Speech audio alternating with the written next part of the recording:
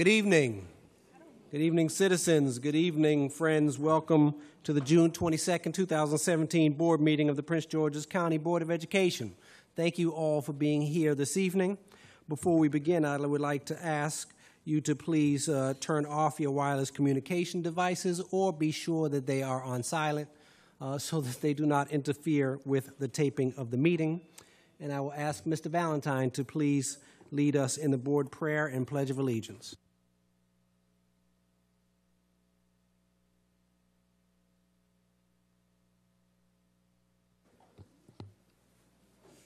Let us pray. O God, we pray to administer that which is just in all educational policies, being ever mindful of your guidance, steer us to action with love, wisdom, and understanding. Amen. I pledge allegiance to the flag of the United States of America and to the republic for which it stands, one nation, under God, indivisible, with liberty and justice for all.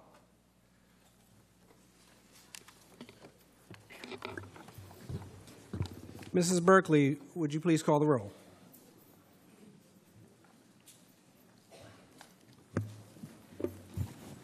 Good evening, board members. Good evening. Ms. Ahmed? Here. Dr. Anderson? Mr. Blocker? Glad to be here. Ms. Boston? Present. Mr. Burrows? Here. Ms. Eubanks? Here. Ms. Hernandez? Present. Mr. Murray? Here. Ms. Quinteros-Grady? Present. Ms. Roach? Present. Mr. Valentine? Here. Mr. Wallace? I'm present. Mrs. Williams? Here. Dr. Eubanks? Present. Thank you. Thank you. Colleagues, I'll entertain a motion to adopt the June 22nd, 2017 board agenda as amended. Mr. Wallace. Yes, Mr. Chair, I would like to move the non-agenda item speakers up to agenda item speakers as well. It's been moved and seconded to move non-agenda speakers up to agenda items. All in favor, please say aye. Aye. All those opposed? Thank you. That motion carries. Ms. Ahmed. It's my understanding, well, we have two of our esteemed colleagues who are going to be leaving us today. This is their last board meeting. It's my understanding that they'll be given an opportunity to give some remarks. 100% absolutely. Okay, thank you. 100% absolutely. As we always do, we're going to give love and appreciation to those who served us. Awesome, thank you. You're welcome. Mr. Murray. Colleagues, following up on our discussion of administrative leave, at the retreat I emailed around proposal to address the administrative leave policies. You have a motion? Could you put your motion on the floor and then we discuss? And the motion is that we discuss the proposal to update the administrative leave policies at tonight's meeting. Second. And that is a motion. Colleagues, when you make a motion of this kind, is a motion to add it as an emergency item. Could you please speak to your motion, Mr. Murray, as to why you deem this to be an emergency? Absolutely. Given the record-breaking numbers of teachers, bus drivers, principals, assistant principals, guidance counselors, employees at all levels of the system that have been caught up in our administrative leave policies and are out unjustly, some without pay, some with pay for extended periods of time, I deem this to be an emergency for the employees and the students of our school system. Thank you. Ms. Williams. I would like to call a question. Question has been called. Mr. Valentine. No.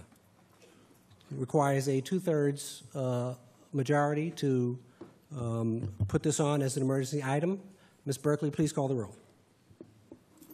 Ms. Ahmed? Aye. Dr. Anderson? Aye. Mr. Blocker? Aye. Ms. Boston? No. Mr. Burrows? Aye. Ms. Eubanks? No. Ms. Hernandez? Aye. Mr. Murray? Aye. Ms. Quinteros-Grady? No. Ms. Roche? Aye. Mr. Valentine? No. Mr. Wallace? Aye. Mrs. Williams? No. Dr. Eubanks? No.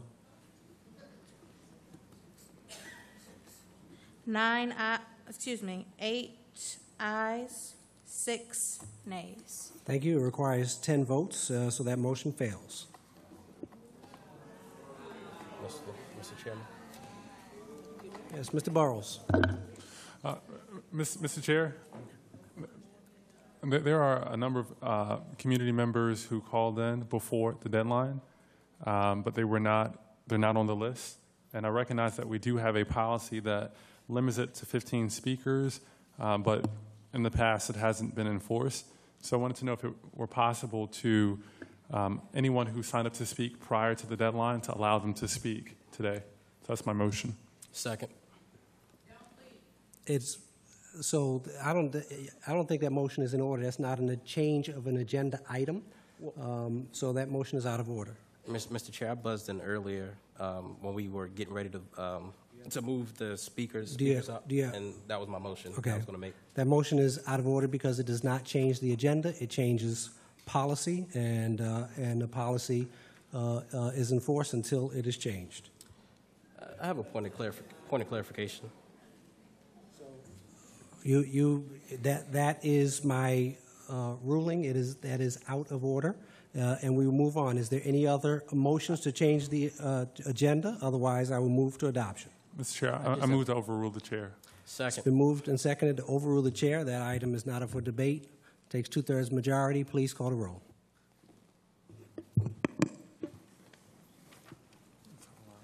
Motion to overrule the chair's decision to Limit public comment. To enforce the policy that is in place. enforce current public policy, Excuse comment. me. It's my motion. Okay. And so my motion It is... is not your motion. It's a motion to overrule the chair. My ruling is that it is policy, so that's what you're trying to overrule. Please call the roll.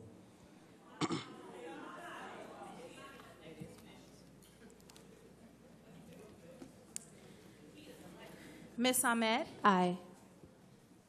Dr. Anderson? Pardon? Mr. Blocker? Aye. Ms. Boston? Mr. Burrows? Aye. Ms. Eubanks? Ms. Hernandez? Abstain. Mr. Murray? Aye. Ms. Quinteros-Grady? No. Ms. Roche? No. Mr. Valentine? Mr. Wallace? Mrs. Williams? No. Dr. Eubanks? No. 4 ayes, 8 nays, 2 abstain. Thank you. That motion fails. Colleagues, may I please have a motion to adopt the June 22nd board meeting as amended? Second. It's been moved and seconded to adopt the board meeting as amended. All those in favor, please say aye. Aye. All those opposed? No. Thank you. That motion carries. No. Colleagues, may I have a motion to approve the June 7th, 2017 board work session and June 13th, 2017 operating budget public hearing minutes? So moved. It's been moved and seconded. All those in favor, please say aye. Aye. All those opposed? Thank you. That motion carries. Colleagues, we'll now move on to a news break entitled Building Blocks of Education.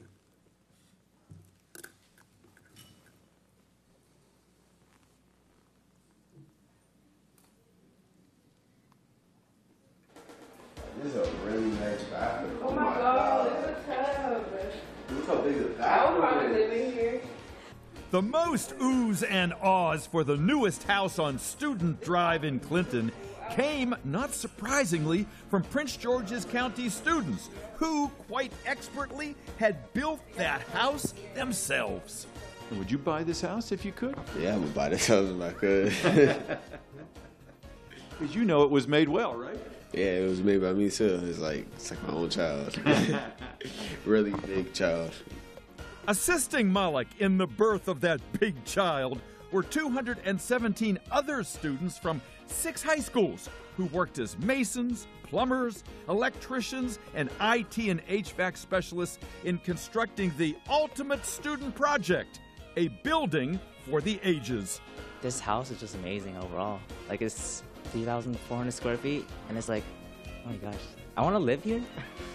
Like, that's how, like, good it is. You can always point to this and say, I did that. Yeah. You know, you feel that? I really do. I'm really excited to be here. I'm so happy to see it finished, and it's a really proud moment.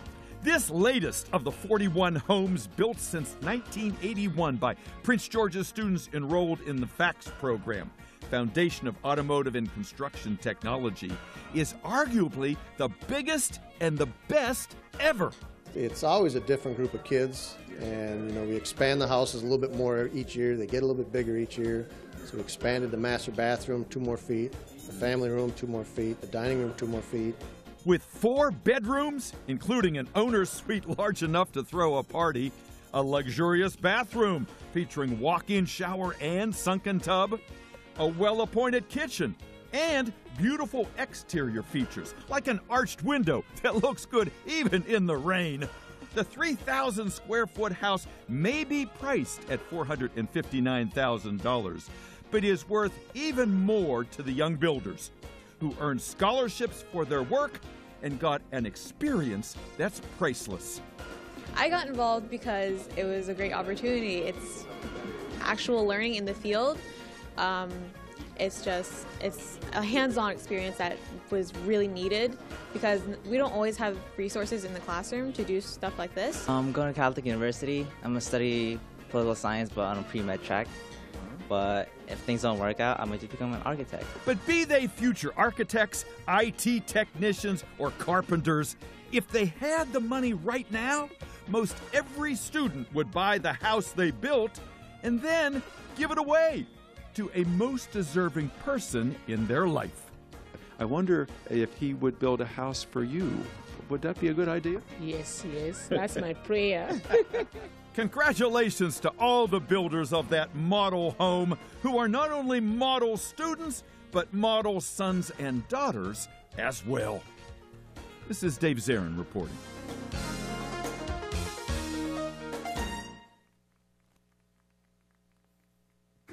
Thank you, Mr. Zarin. What a tremendous example of the amazing talent, success, and achievement of Prince George's County Public School students. Thank you so much. That is, what number house is that? They've now completed the entire street. This is the 41st. They have built 41 houses, built 100% by Prince George's County Public School students. That's success, ladies and gentlemen. That is achievement. We now move on to the board chair's report. And I will start by giving honor to 2 of our members for whom this is the last meeting. I will start with our student board member, Juwan Blocker. You may note that student board members serve for 1 year, and every student board member is thanked for their service with a $5,000 scholarship to college, and so Juwan will receive that. Mr. Blocker, on behalf of our colleagues, we wish you all of the best in your future endeavors at Bowie State University and beyond.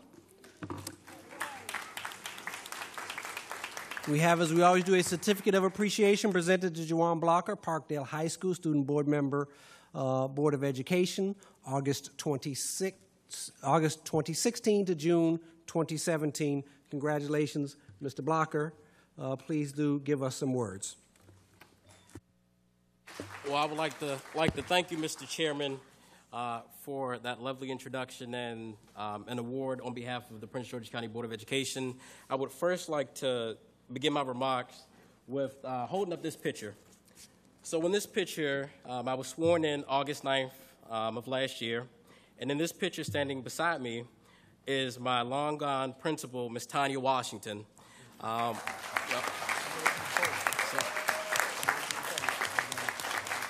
So the reason why I decided to bring this poster was because she told me, before everything happened, she told me that she would do her best to make it to at least 2 or 3 of my board meetings. If it wasn't for Ms. Washington, I wouldn't be sitting in this seat. As many of you all may know, I ran for this seat 3 times.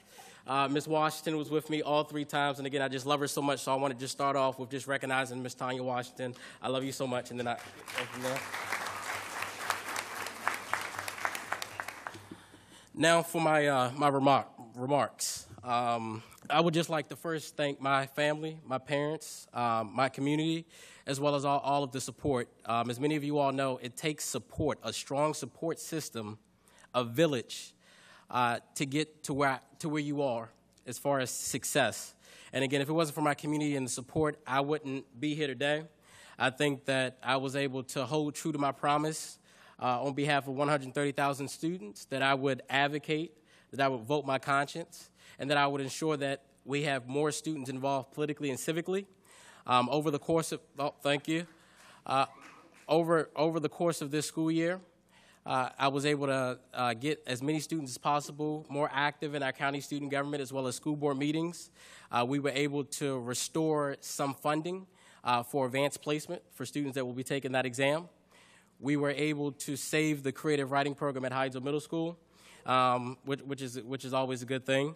And we were also able to get a lot of students out during the legislative season to get active. So I think those are some of the major accomplishments that I've had this school year. Now to words of advice for my colleagues. Again, it has been an honor to serve 130,000 Prince George's County Public School students, but what I will say is that I am a little concerned.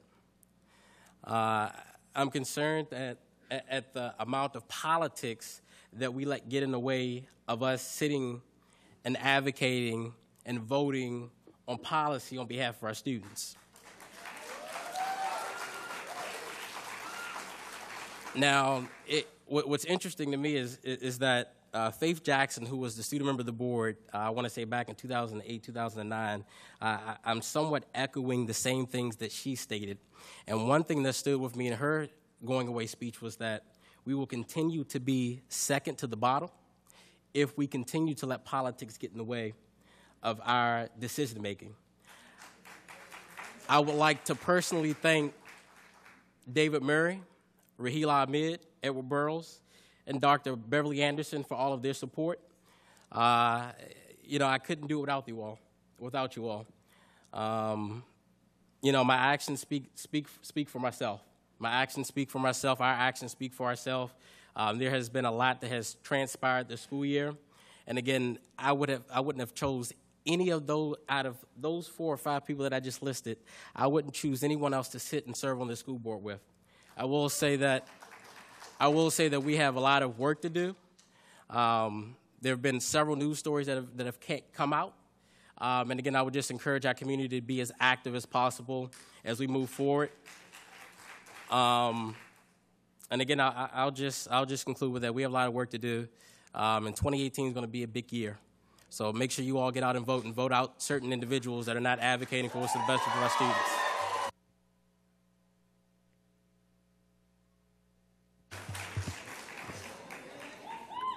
Thank you, Mr. Blocker, for those words, and thank you for your energy and your contributions.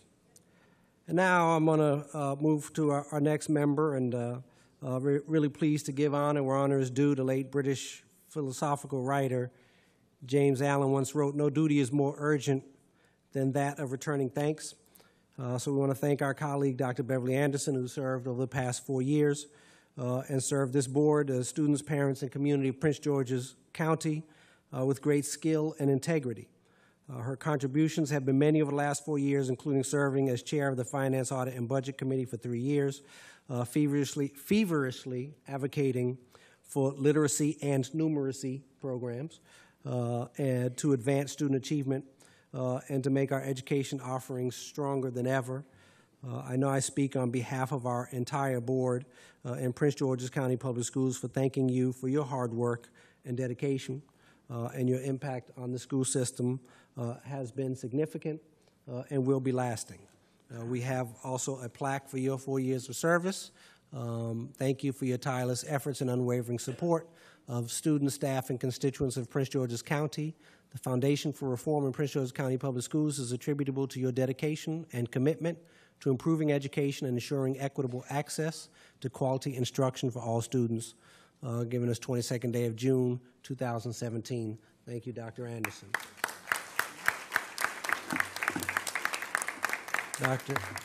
Dr. Anderson, the floor is yours for commentary. Thank you. Good. Thank you, Mr. Chair. Thank you very much, and thanks to the board. I want to start off by thanking all of you, all the students, the faculty, staff, the administrators, the board, and my family for the experiences that I have had over the last 4 years as a member of the Prince George's County Board of Education. I've learned a tremendous amount, and I hope that I have positively impacted the schools through my governance service. I want to thank you for all of your hard work, all of the aforementioned groups, because all of you participated in this hard work, and state clearly that your work has not gone unnoticed. We strive, though, to always get better. And so sometimes the focus is on what we're not doing well in order for us to be great by choice. We certainly can and should celebrate the accomplishments of our system, but we must learn to stand ready to receive, acknowledge, and respond to areas where we're not strong. We can get there. We can all work together to get there. But the first thing is to recognize the problem. That's what we learn in our science courses, right? And if we don't ever recognize the problem, there will be no solution. I want you to know that as a private citizen, I intend to remain focused on the schools and do all that I can to support our schools really becoming great by choice. And it does not matter what peril comes to us to do that. We must do it for the next generations. So again, I thank you. I want you to understand that sometimes, in my mind, sometimes it takes the storm before the calm. And once we get that calm, we can start moving in the direction to ensure that all students are given a quality education. I'm committed to that, and I know that you are. We must learn to work together towards that goal. So again, I thank you for the experiences. Thank you. I'd like for us to come forward and take a picture. I think there's a couple of folks who want to add something, Mr. Burrows and Mr. Murray. Yes, Student Board Member Blocker, I am so proud of you and your service on this board. I think you're probably one of the most dynamic student board members that I've ever seen, and I've been here for over 10 years. And I just want to say this. I gave that same speech that you gave, your farewell speech. I hope that my service shows you that you can come back very soon, if you so choose. And so this one's a lot more difficult. I have no clue what I am going to do without Dr. Anderson on this board.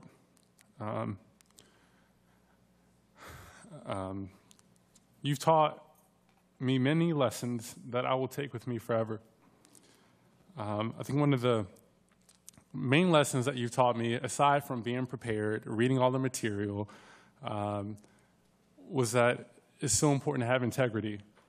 And if you have integrity, and you've repeated this to me repeatedly this week, I don't know if you've noticed, but if you put God first and your heart is right, things will work out. I think your service on this board and your life is a reminder to me, David, Raheel, and Jawan, that we can be successful while being ethical. And that means so much to me. And so we do have an award for you that simply says the impact that you've made while serving PGCPS Board of Education will be long-lasting. Presented to you the 22nd day of June, Rahila Ahmed, Edward Burrows, Shawan Blocker, David Murray, your grandchildren.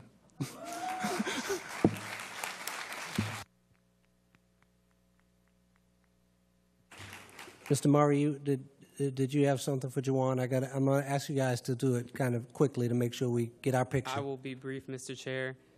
On behalf of myself, Edward Burrows, and Rahila Ahmed, we would like to present this award to Jawan Blocker, the student board member. Thank you for your tireless efforts, your unwavering support of student, staff, And constituents of Prince George's County, the foundation for reform in Prince George's County Public Schools is attributable to your dedication and commitment to improving education and ensuring equitable access to quality instruction for all students. Jawan, both Edward and myself were student board members.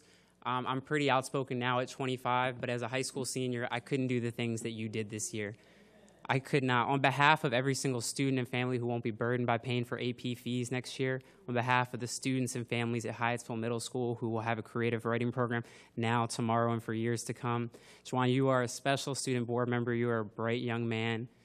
You did in your heart what you thought was right every single day. You dedicated so much time this senior year when you could have been out having fun with friends and just being a regular high schooler to sacrifice so that all students would have a better education. So it's been an honor to serve with you, Jawan.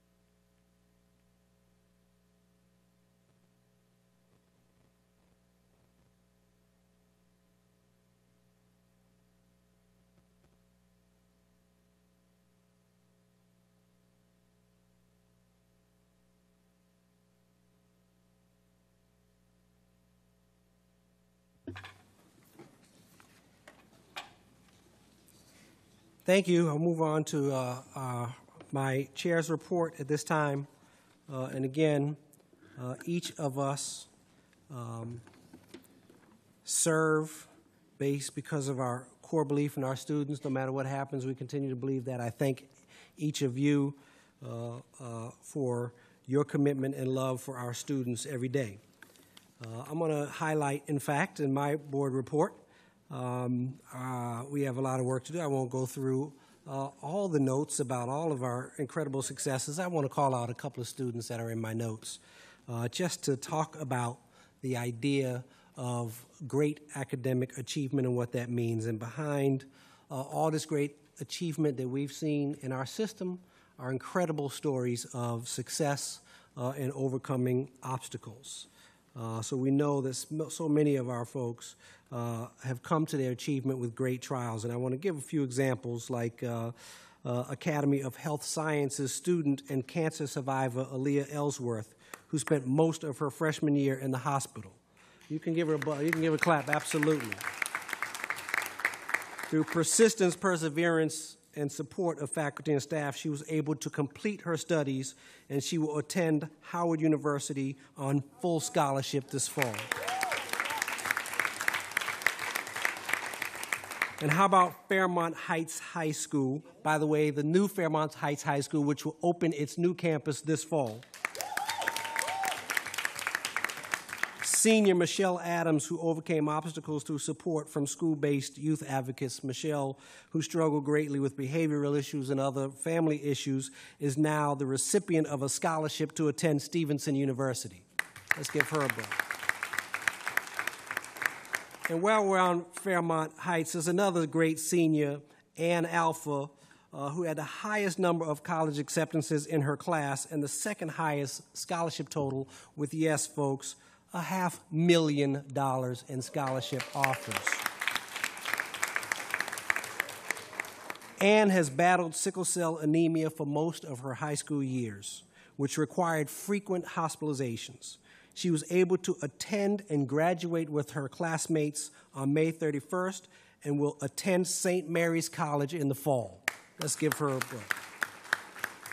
It's student success stories like these that make our students' academic achievement that much more extraordinary. So I thank you to all the diligent teachers, administrators, and school staff for all you do, and congratulations to the class of 2017 for your wonderful achievements.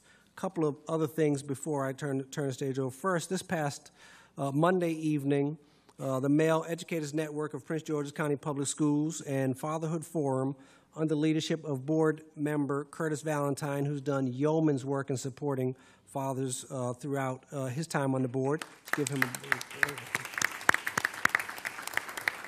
We celebrated with over 400 men, 2 community partners, and 2 life, and we gave awards to these 400 men. We gave awards to 2 community partners and 2 lifetime educators. But as wonderful as that award ceremony was, we forgot one. And we are true to making sure that every father who deserves it gets the awards that he deserved. So is Mr. Troy Alston in the audience? Is he here? We're going to give him his there he is, Mr. Alston. Mr. Alston is a highly qualified, hardworking, dedicated educator at Bladensburg High School. He has served the Prince George's County Public Schools community for nearly 15 years in various schools. Mr. Alston is respected by every professional he has worked with. He's a man of integrity and character and understands his position as a role model here in the community. You are, Mr. Alston, truly one of the great men of Prince George's County Public Schools. Congratulations, and thank you very much.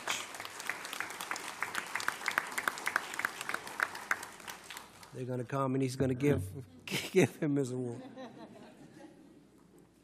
I'm going to take, as I conclude my remarks, I'm going to take a bit of my own personal privilege. A lot has gone on this week, this year, this lifetime, and I was going through my emails this morning, like I always do, trying to catch up and try to read the words of wisdom and advice that I get from so many of our colleagues. And I ran across an email this morning, and I'm going to read it.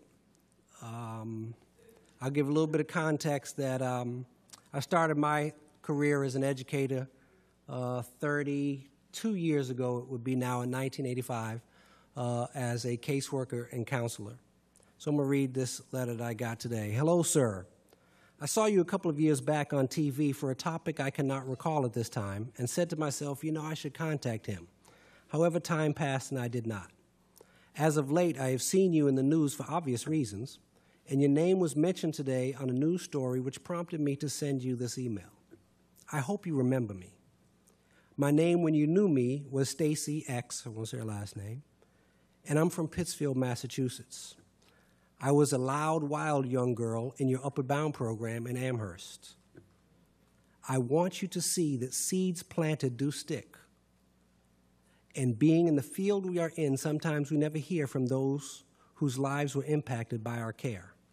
I went on to attend Howard University before transferring to George Mason University in Virginia, where I currently live and work. I'm one of the principals of a high school in Prince William County where I live with my husband and 3 boys, one of whom attend Bowie State and plays basketball for them. I want to take this moment to tell you thank you. And I'm glad you did not give up on me and gave me a second chance when I acted a fool. Her words. Life is good, God is better, and I love what I do.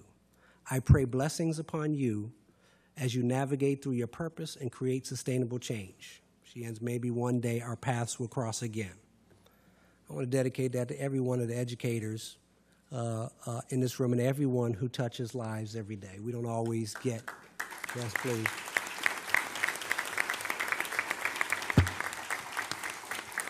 It's hard, and I can't agree with Mr. Blocker more. Sometimes the politics distracts us, and we forget what this is all about.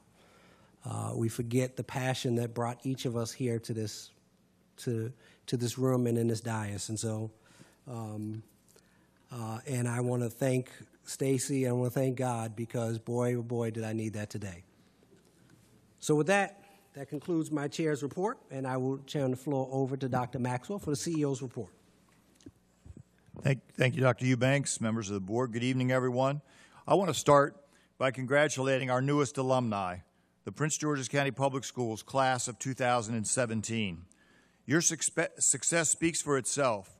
More than $151 million in scholarships, countless awards and recognitions, opportunities for challenging careers, and the pursuit of higher education.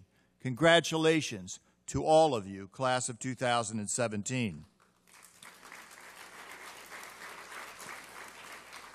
It's no surprise that summer is officially in session. You can walk outside and feel that. I encourage everyone to visit our PGCPS website for information about academic programs, activity packets, and reading lists for students in preparation for the fall. Our summer meal sites at various schools, libraries, and apartment complexes started this week. There are many ways that PGCPS serves our students all year long, and you can find more information on our website, www.pgcps.org. I want to also join Dr. Eubanks in thanking Dr. Beverly Anderson and Joanne Blocker for their service to the board and the children and families of Prince George's County Public Schools. Thank you.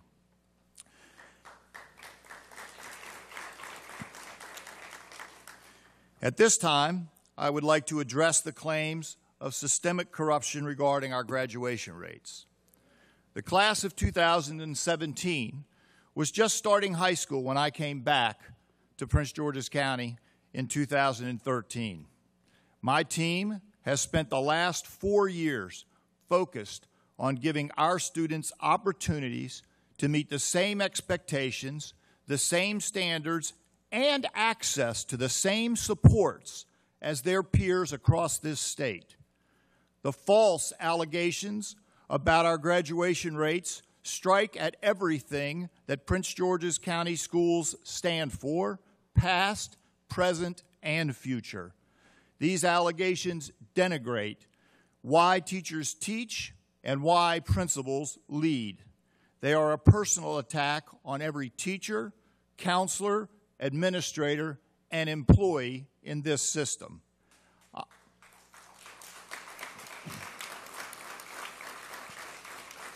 I know firsthand the life-changing power of a high school diploma.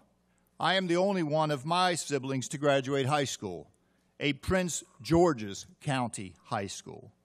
There has been no systemic effort ordered by me or others acting on my behalf to promote students in order to inflate graduation rates.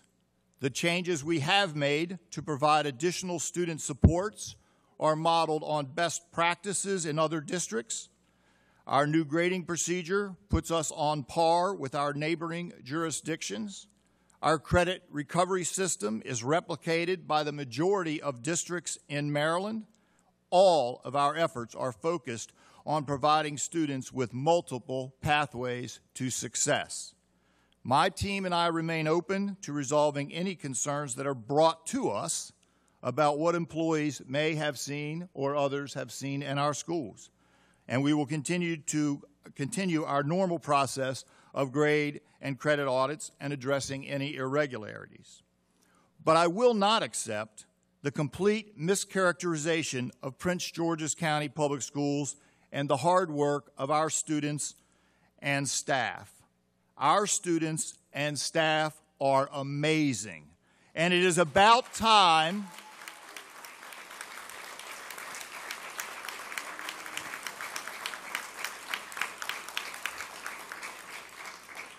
Our students and staff are amazing, and it is about time that we treat public education in this county with the dignity and respect that our students and our staff deserve.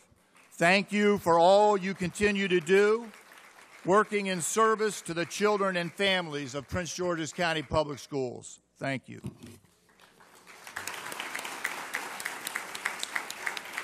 Thank you, Dr. Maxwell. It's now time for public comment, and we have 15 speakers. We have 10 registered speakers speaking on agenda item 4.1, the annual budget, and we have 5 speakers speaking on non-agenda items. Just a note about public comment to make sure that this process moves smoothly. You have been registered to speak in a public comment forum where the Board of Education will listen to your comments, but the board will not address your comments. All registered speakers will have 3 minutes to make their presentation, and there's a clock both there and behind us to help you keep your time. When the buzzer sounds, speakers, please complete your last sentence only. Registered speakers may not relinquish any part of their speaking time to another registered or unregistered individual. Speakers may not address individuals or issues with profanity or derogatory terms, and we ask you not to do that. You will only be warned once. We ask the speakers that they are encouraged to use titles rather than names, for example, principal, superintendent, board member, etc. And please do leave a copy of your statement on the file box next to the microphone so that we can have your comments on record. So with that, your adherence to these simple guidelines will help us to make this process run smoothly, and we will begin with registered speakers on agenda item 4.1. Levi Haynes is our first registered speaker.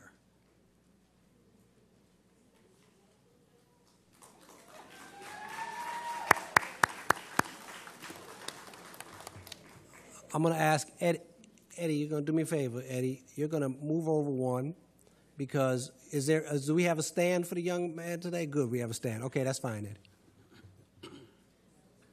Is there a stand? If there's not, I want the young people to come and speak where Eddie Pound's microphone is so that we can see them.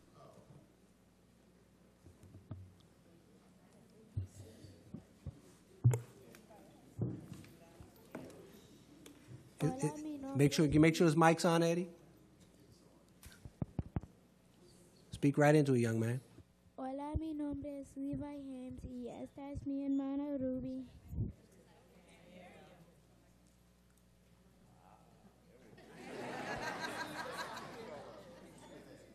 Hola, mi nombre es Levi Haynes y esta es mi hermana Ruby Haynes. Testing 1, 2.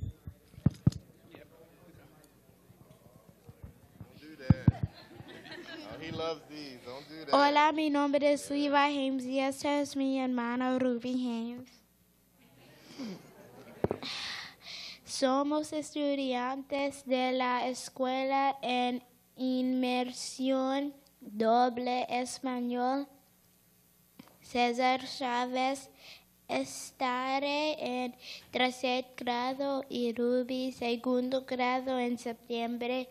Me gusta mi escuela porque aprendo español y tengo buenos maestras. Echo mucho de menos a la señora Caudillo. Ella me ayuda mucho con este año con mi español. Por favor,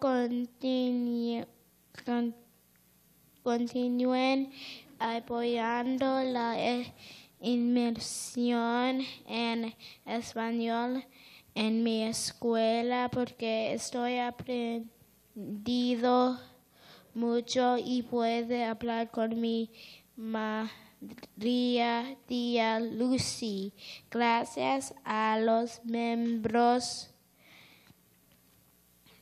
de la Junta y al Dr. Maxwell por tu apoyo.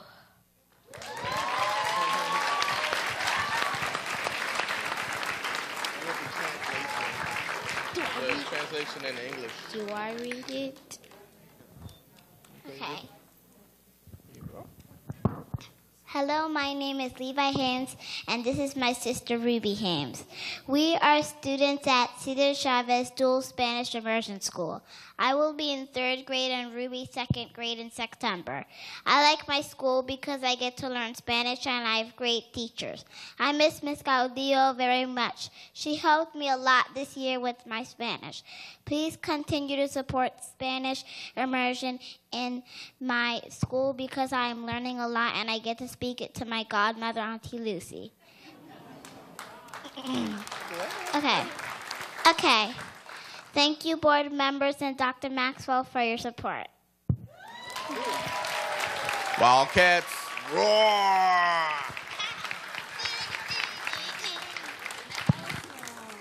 Thank you. Thank you. Thank you. Our next speaker, all right, give another round of applause. Our next speaker is Madeline Gomez from Cesar Chavez Dual Enrollment Spanish Immersion.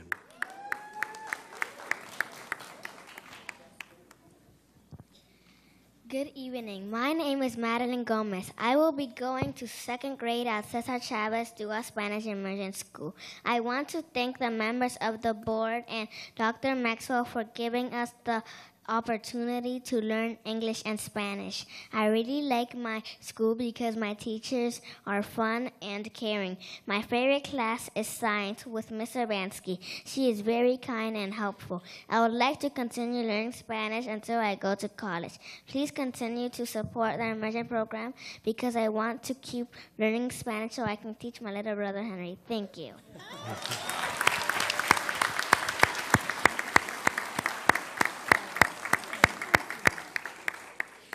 Thank you. Our next speaker is Valerie Haynes, PTO President, Cesar Chavez Dual Spanish Immersion.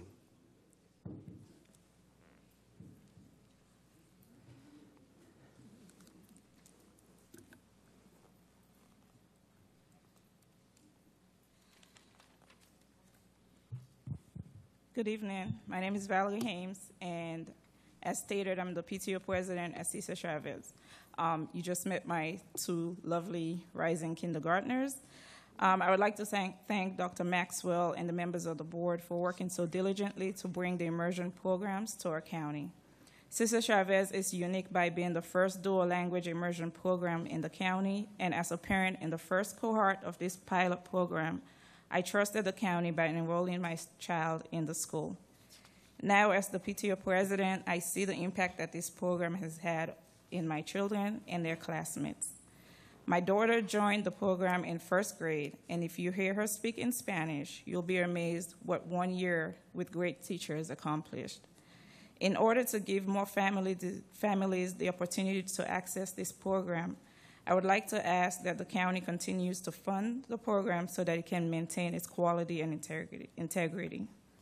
It will not be easy because there are other budget items to consider. But I believe that if we want to prepare our children for the future, it is imperative that they have the ability to speak a language that is not their native tongue. Thank you.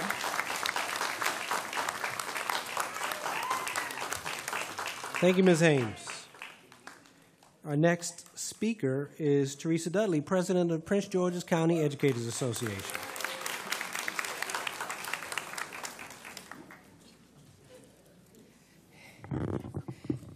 Don't worry, I won't cuss tonight. Too many children in the room. I want to thank the members of the media that are here tonight. But I wish they were here or were at Flowers on Monday when we honored male educators and fathers who are making a real difference in Prince George's County. I wish they were there. I wish they were there when we honored Bob Gaskins for his over 40 years of service for Prince George's County.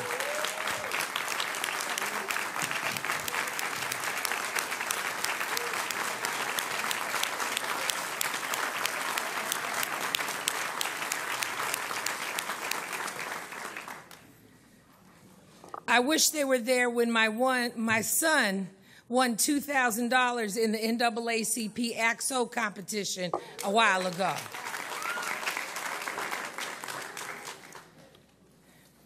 We have issues, but we also have to look at the harm that we do to our children. We don't work as adults in solving problems.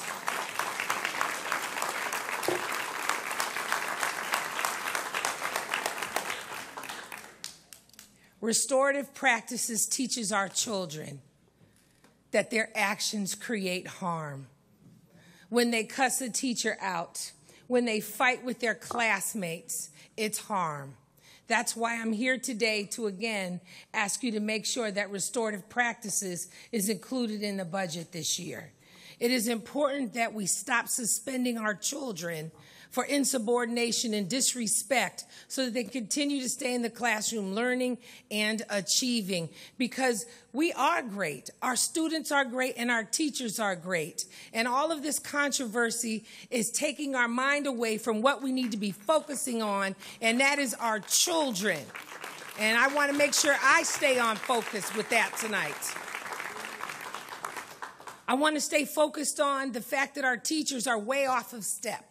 I want to stay focused on the fact that we need to compensate our employees fairly so that we can retain the best quality educators in Prince George's County.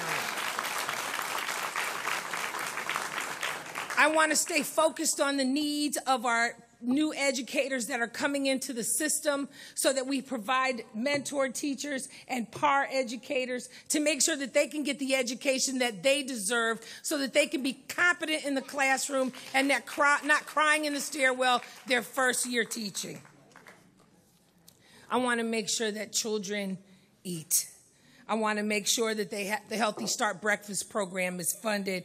And if I could indulge. Go ahead, yeah. I had to give love to Bob Gaskin took all your Gaskins. time. He took all your time. So I'm sorry. Please, go ahead. I want to make sure that our nationally board certification educators are honored and that they receive their stipends. And I do want to stay focused on our school system. There's a lot of stuff going on right now that gives me great pause on not one side or the other, but everybody. And as you notice, I haven't said anything publicly about what's going on because that's not why I'm here. I'm here for the children. Prince George's County educators are here for the children. We don't change grades. We're teachers. We give them. And anybody who has anything to say about the integrity of my members, the number's 301-736-2700. You call me. Because I know my teachers are teaching, our children are learning, they're staying after school until 11 and 12 o'clock at night writing recommendations for these students to go to college. Don't get me started tonight. I thank you for your time. Don't forget the educators in the budget. Thank you.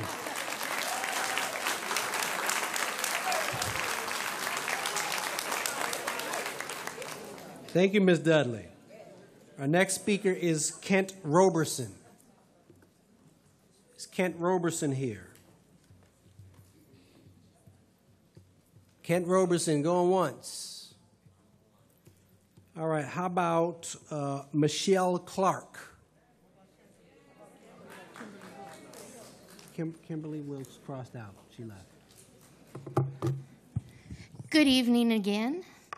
First and foremost, I would like the Board of Education to please remember, while the CEO can make recommendations for the budget reconciliation, this board will own the final results. As such, I'm here to remind you how important it is to fund the priorities PGCEA has identified along with PGCPS during our interest-based bargaining negotiations. These priorities include reinstating the Healthy Start Breakfast, because children who don't eat cannot learn, funding the cultural competency training recommended by the Task Force on Student Safety. This training is a necessity since other recommendations from this task force led to the administrative leave disaster this year. How can we expect this situation to get better next year without the appropriate training for our teachers and employees? The funding of the proposed additional PAR and mentor teachers to help our new and struggling educators needs to be restored, as do the National Board Certified Teacher stipends. Last, but definitely not least, the money to allow for fair negotiations for all the unionized employees of Prince George's County Public Schools must be a priority of this budget. As a pre-K teacher of 13 years here in Prince George's County, I've not only chosen to work here, but I also purchased a house in Capitol Heights 10.5 years ago. During my first 3 years teaching here, teachers were receiving annual step increases and some cost of living increases as well. However, in the 2 years following my move to the county, the housing market crashed, my home value plummeted by over $100,000. Our step increases stopped coming regularly, and 1 year we lost 4 days' worth of salary due to furloughs. During these lean days, teachers and other unionized school employees were constantly promised, as times improved, our steps would be caught up.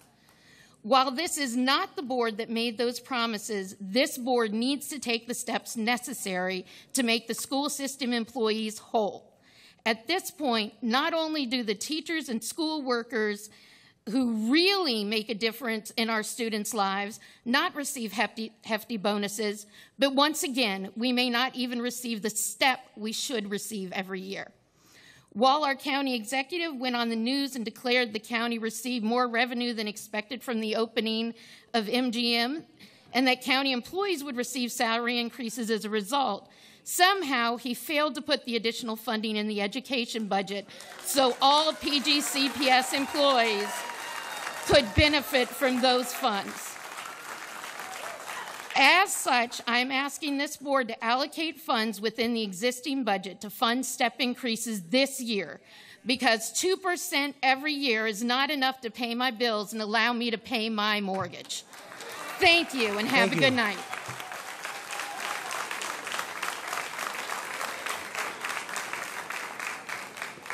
Thank you, Ms. Clark. Our next speaker is R. Roy Harris.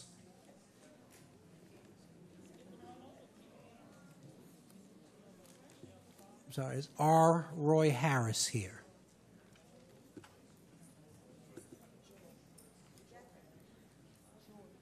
Okay, R. Roy wouldn't be here. Would R. Joy Harris happen to be here?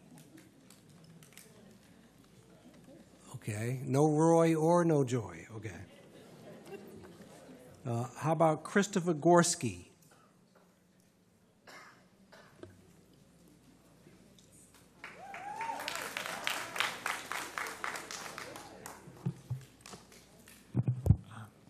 Hi, my name is Christopher Gorski. I am the parent of a Can you make sure your mic is on? Is your mic on blue? Is it blue?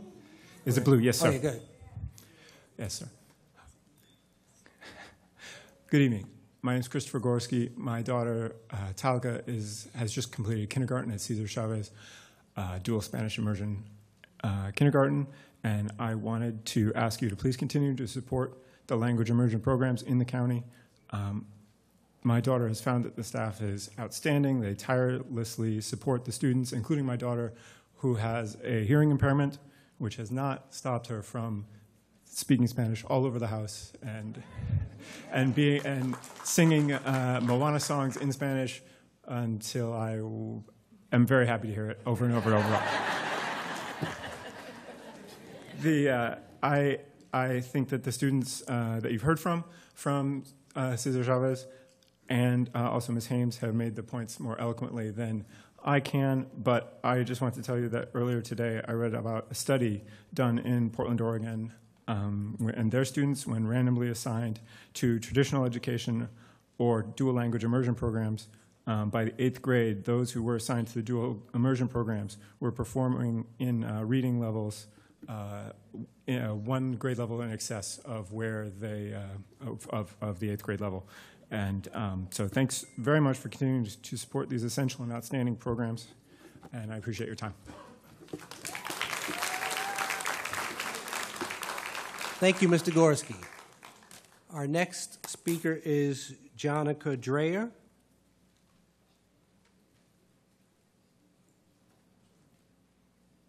Is Jonica Dreyer here?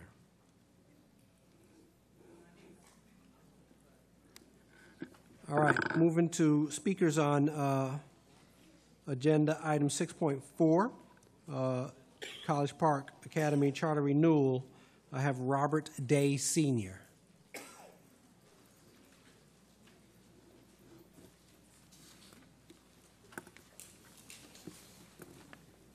Hello, Mr. Chair, members of the board, Mr. Superintendent, and staff of the Prince George's County Board. Thank you for this chance to speak with you today. Before I go on, I want to make sure that I say thank you for the job that you do for the students of Prince George's County every day. I know it is a thankless job, and I just want to take the opportunity to say thank you. I am involved in CPA in several ways. As a College Park City Council member, as a board member of College Park Academy, but foremost, as a parent of a rising 10th grader at College Park Academy. I'm here to ask you for your support for the renewal of the College Park Public Charter School with the 35% geographic lottery as recommended by the superintendent. I came to Prince George's County from Montgomery County 20 years ago to start my family. When I moved here, my wife and I set our goal of leaving in 5 years because we had heard the horror stories of Prince George's County schools. Fast forward, 20 years later, I'm still here.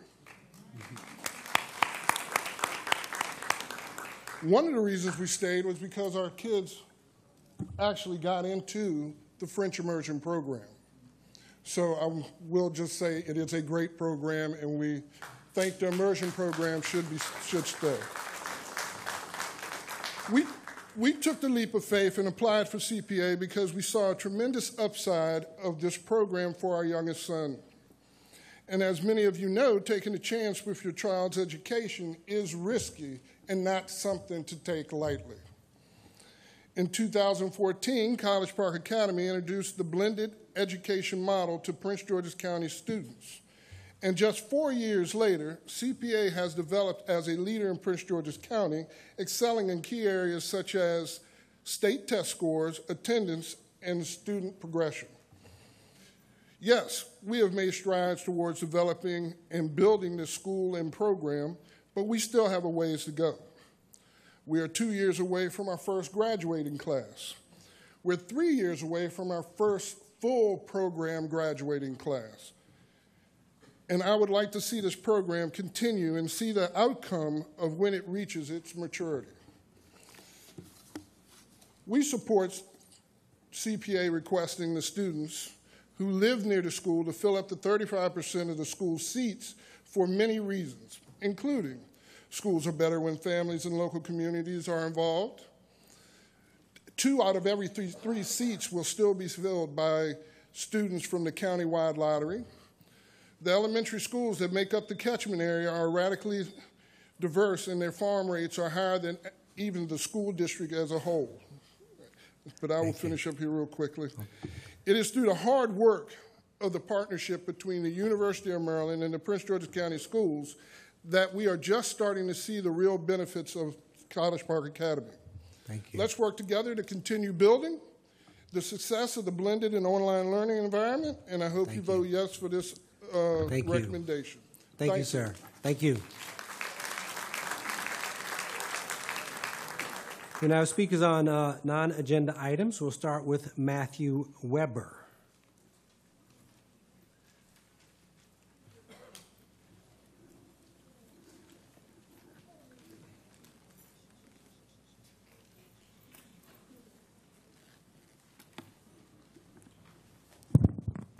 Good evening. I'm a student at Dr. Henry A. Wise Junior High School. I'm a rising senior. Wonderful. And I wanted to speak on behalf of all students, and particularly the ones that aren't on top of their grades, the ones that aren't as great in academics. And I wanted to address the way on how we can figure out how to help those students and what we can do to get those students on top of their class and not only speak for the ones that are 4.0 students. And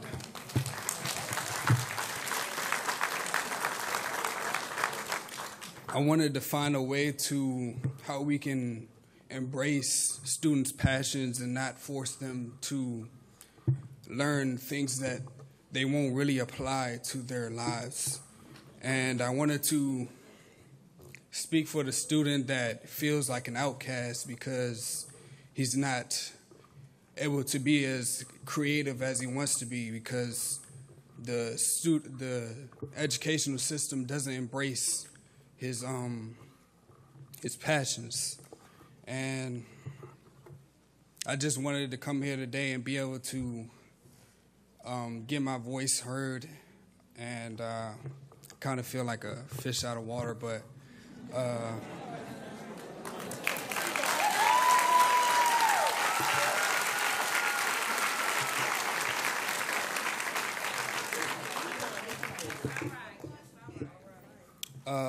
I'm a current athlete, but I feel like this is more of my passion, and I feel like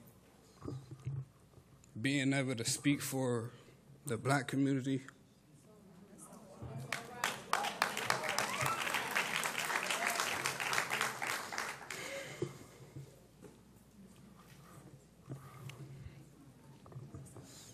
And I feel like education and students getting that education would help prevent the things that we see going on the news,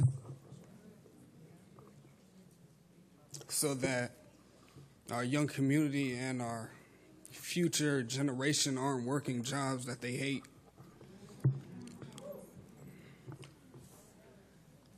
And that's pretty much all I have to say today.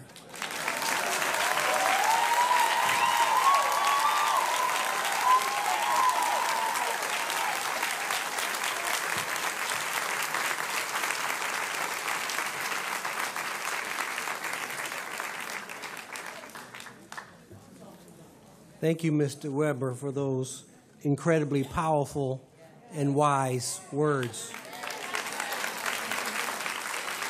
We look forward to seeing and hearing from leaders like you a lot more. Thank you. Our next speaker is Jerome Dancis.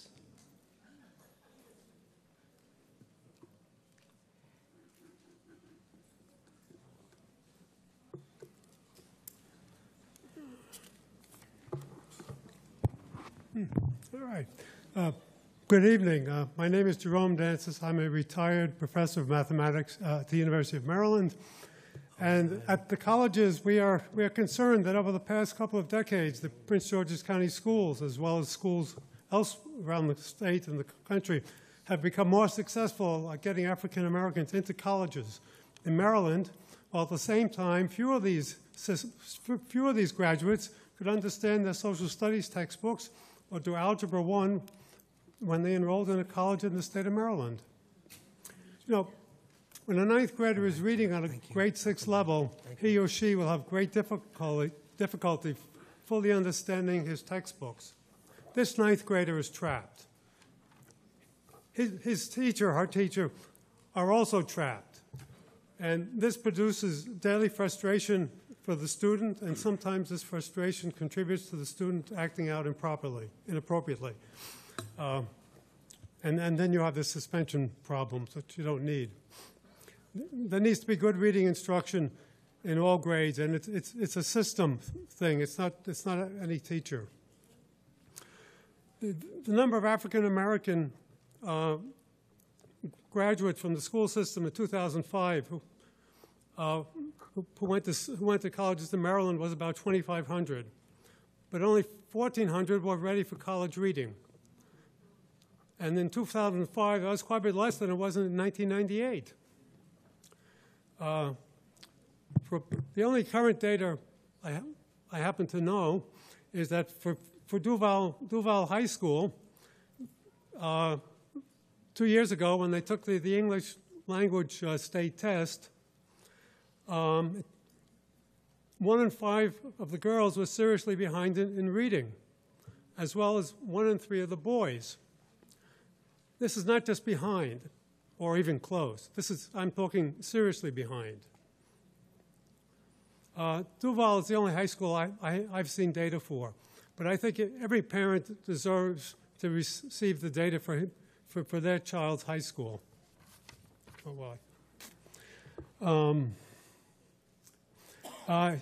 Something similar is happening in mathematics, where there are more graduates, more African-American graduates showing up in college, and there are less of them who know arithmetic and high school algebra 1.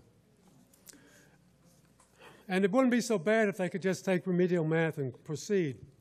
But many of them have so much trouble with arithmetic that they end up collecting 40 credits at Prince George's Community College, and then they leave. And many other, to avoid the remedial math courses. And many others just take the remedial courses and drop out. The final quick sentence is that in 2005, there are almost 3 African-American women freshmen at colleges in Maryland for every 2 African-American men. School culture is boy-unfriendly. It's crucial that you come up with a boy-friendly culture. Thank you. Thank you, Mr. Dances. Thank you. Our next speaker is Shirley Kirkland, President of Local 2250.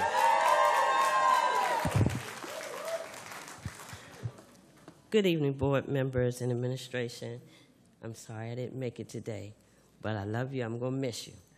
Okay. I stand here before you again, as I've come many times and will continue to come.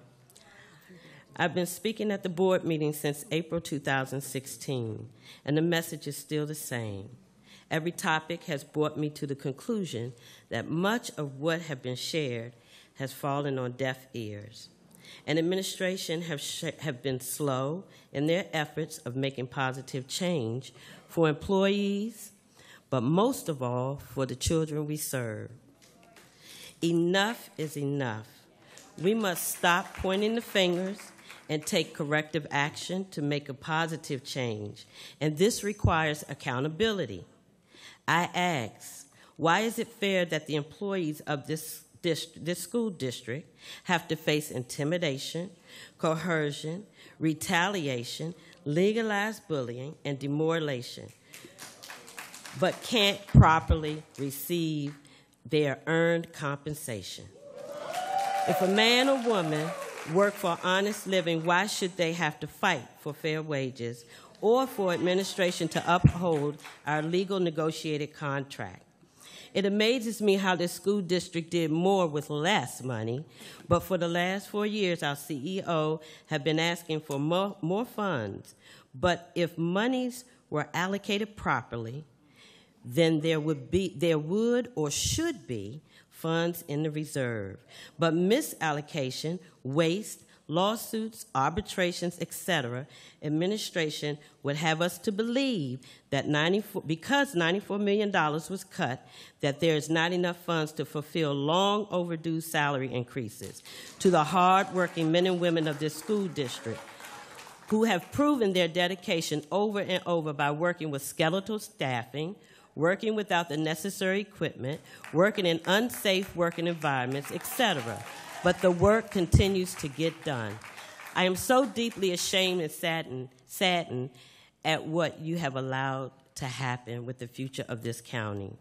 As it refers to our graduates, proven or not, it is a fact that some parents know that their children didn't attend school, but maybe 60 days out of 180. So how did they graduate? Explain the passing grade with not enough attending days. CPS, what do this administration and its APs really know about how to handle the reports that is destroying employees' lives and families? An employee safety task force should be developed for the workers of this school district as well as the students. I see on the agenda for tonight under number 4, can I finish? Finish your last sentence, yes, please. Under number 4, the budget agenda item, I ask, how could that be? because in in 15-16, why are we asking for items to be funded for 15-16 when we're in budget year 17-18? So I ask you to please fully support your support system in this budget. Thank you. Thank you.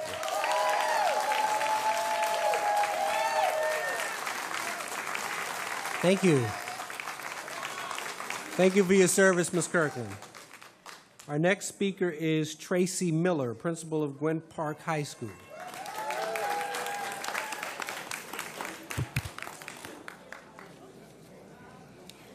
Good evening, Board Chair Dr. Eubanks, all members of the board. You want to wait for all your folks to kind of gather around you?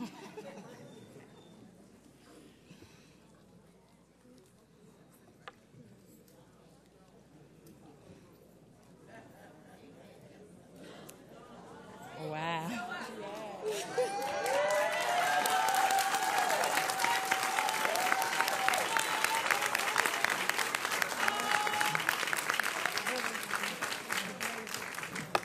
Good evening again, Board Chair Dr. Eubanks, all members of the Board of Education and leadership of Prince George's County Public Schools. I am Dr. Tracy Miller, and this is a statement from the Prince George's County Public School high school principals in regards to the graduation rate allegations. Our role as a principal is to put certain systems and structures in place so that we can create a positive learning environment, to hire the right people who impact the academic, emotional, and social development of our students, to build relationships with parents, to unite for the same goal, and to build partnerships with local organizations and businesses that can offer resources to further the development and growth of our students. That is why we as high school principals are extremely offended about the allegation and hurtful accusations that we pressure teachers to give students grades in order to increase the system's graduation rate. The headline of fake diplomas or graduation rate inflation stains all of us. It makes our families, community, and our students question the value of a Prince George's County Public School diploma. Yes, there is pressure to ensure that students graduate, but shouldn't there be? As an educational professional, shouldn't we want to set the bar for graduation within the grasp of our students? But now when we are finally gaining momentum, when we are finally seeing the fruits of our labor, some want to question or cast doubt on our students' accomplishments. There are no shortcuts to our success. It involves amazing teachers giving their talents, knowledge, and time to support each student based on his or her needs in order to learn the content that results in earning course credit. It involves our amazing students giving more of their own time to work harder as they not only take multiple courses, but they complete additional assignments needed to graduate on time. It involves parents giving their support to the school in reinforcing the expectation for their child to remain committed to doing the work. It involves principals and other instructional leaders analyzing data from the Early Warning Indicator report. It involves identifying the students who have entered high school 4 years ago to determine the courses they need to graduate on time so we can design an academic plan using multiple pathways to success. It involves frequent, and yes, sometimes weekly, collaborative conversations with teachers, counselors, assistant principals, parents, and students to monitor and evaluate the students' growth towards earning the goal. Overall, it involves giving students multiple ways, multiple opportunities, multiple pathways to be successful. It is not, nor will it ever be about giving students grades. The vision has never included giving students grades. My time is up. Thank you for yours.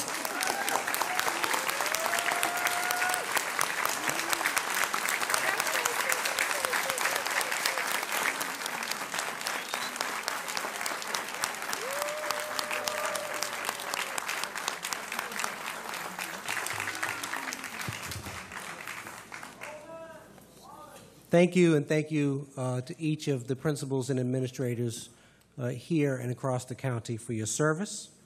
I realize something incredibly unusual and almost unheard of happened. I skipped an item on the agenda. So I'm going to go back now to item 2.9, Board Committee Reports, and I will now yield the floor to the Chair of the Academic Achievement Committee, Ms. Mary Roach, for a committee report. And we will follow that and hear from the Chair of Finance, Audit, and Budget, Ms. Carolyn Boston. Thank you, Mr. Chair. Wanted to say that I'm very proud that the Academic Achievement Committee had a very productive year. We met 9 times between September and June, and we discussed several topics, including park scores, the student-based budget, our plan to address achievement gaps for special education and ELL students, and to address disproportionate discipline for Afro-American students, and strategies to boost readiness for kindergarten. These topics were chosen based on a combination of factors, from interest from board members, alignment with the committee charge, and importance and urgency of the topic as it relates to student achievement. We even were able to plan a field trip to 2 schools to learn about the Transforming Neighborhoods Initiative and how that is supporting academic achievement.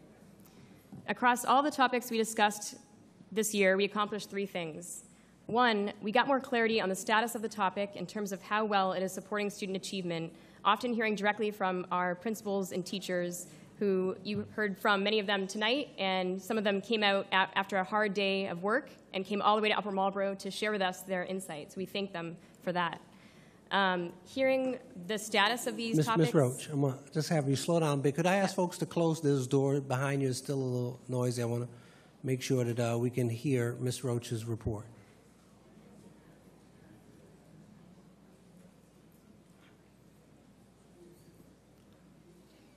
Thank you. Ms. Roach, please continue.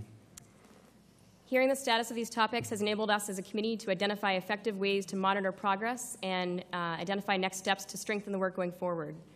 The second thing we did with each topic was to discuss ways to promote our success across the system, working with the Office of Communication this year and going forward.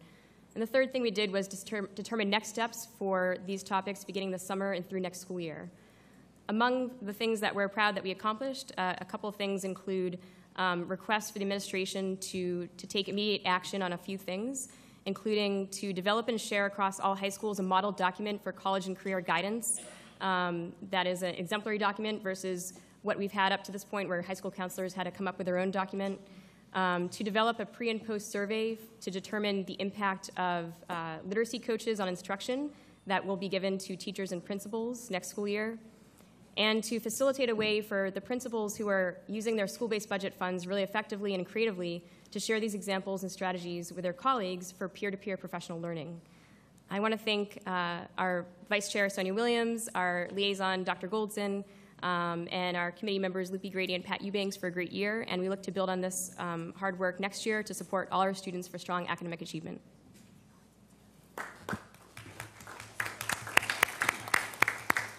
Thank you, Ms. Roach. My understanding is now that Ms. Boston will address the committee's work when we get to the budget. Speaking of which, I will move on now to item 4.0 on the budget consent agenda, and I will yield the floor to Dr. Maxwell for an introduction of items 4.1 through 4.18 under the budget consent agenda. Thank you, Dr. Eubanks. I have a separate statement regarding the annual operating budget. However, I will start with 4.1 to 4.18 as you request. Those items require board approval for of the fiscal year 18 annual operating budget, the expenditure requirements for July and August 2017, change orders for projects at Glen Arden Woods Elementary School, Glendale Elementary School, Columbia Park Elementary School, WSSC grease trap corrections at 9 schools, and WSSC grease trap corrections for 5 schools, an award of construction contracts for projects at Parkdale High School, buried fuel tank replacement, Potomac High School chiller replacement, Potomac High School gymnasium, Frederick Douglass High School school reform project, and Templeton Elementary School. Final acceptance and payment for projects at Templeton Elementary School, Thomas Stone Elementary School, and Bowie High School. Thank you, Dr. Maxwell. Let's just go on ahead and take 4.1 separately. Are there any other items in 4.2 or 4.18 that you have questions about? Ms. Boston. Yes, just it was a brief question. I want to know about Glen Arden Woods. What is the estimated time of completion? I've had a couple of parents call me and was asking that question. Will's got it. Good evening. That school is open up this fall for school opening. Great. Thank you. Thank you. Ms. Williams. Hi.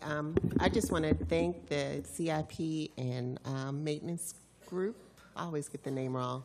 Earlier this year, we had a conversation about the documents that are included in our board action summaries.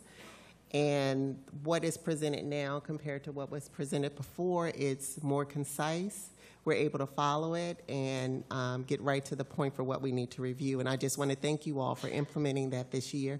It has been much improved, and I appreciate that because we could just jump right into the item versus trying to, weed our way through. So I wanted to just publicly thank you all for that. Good job.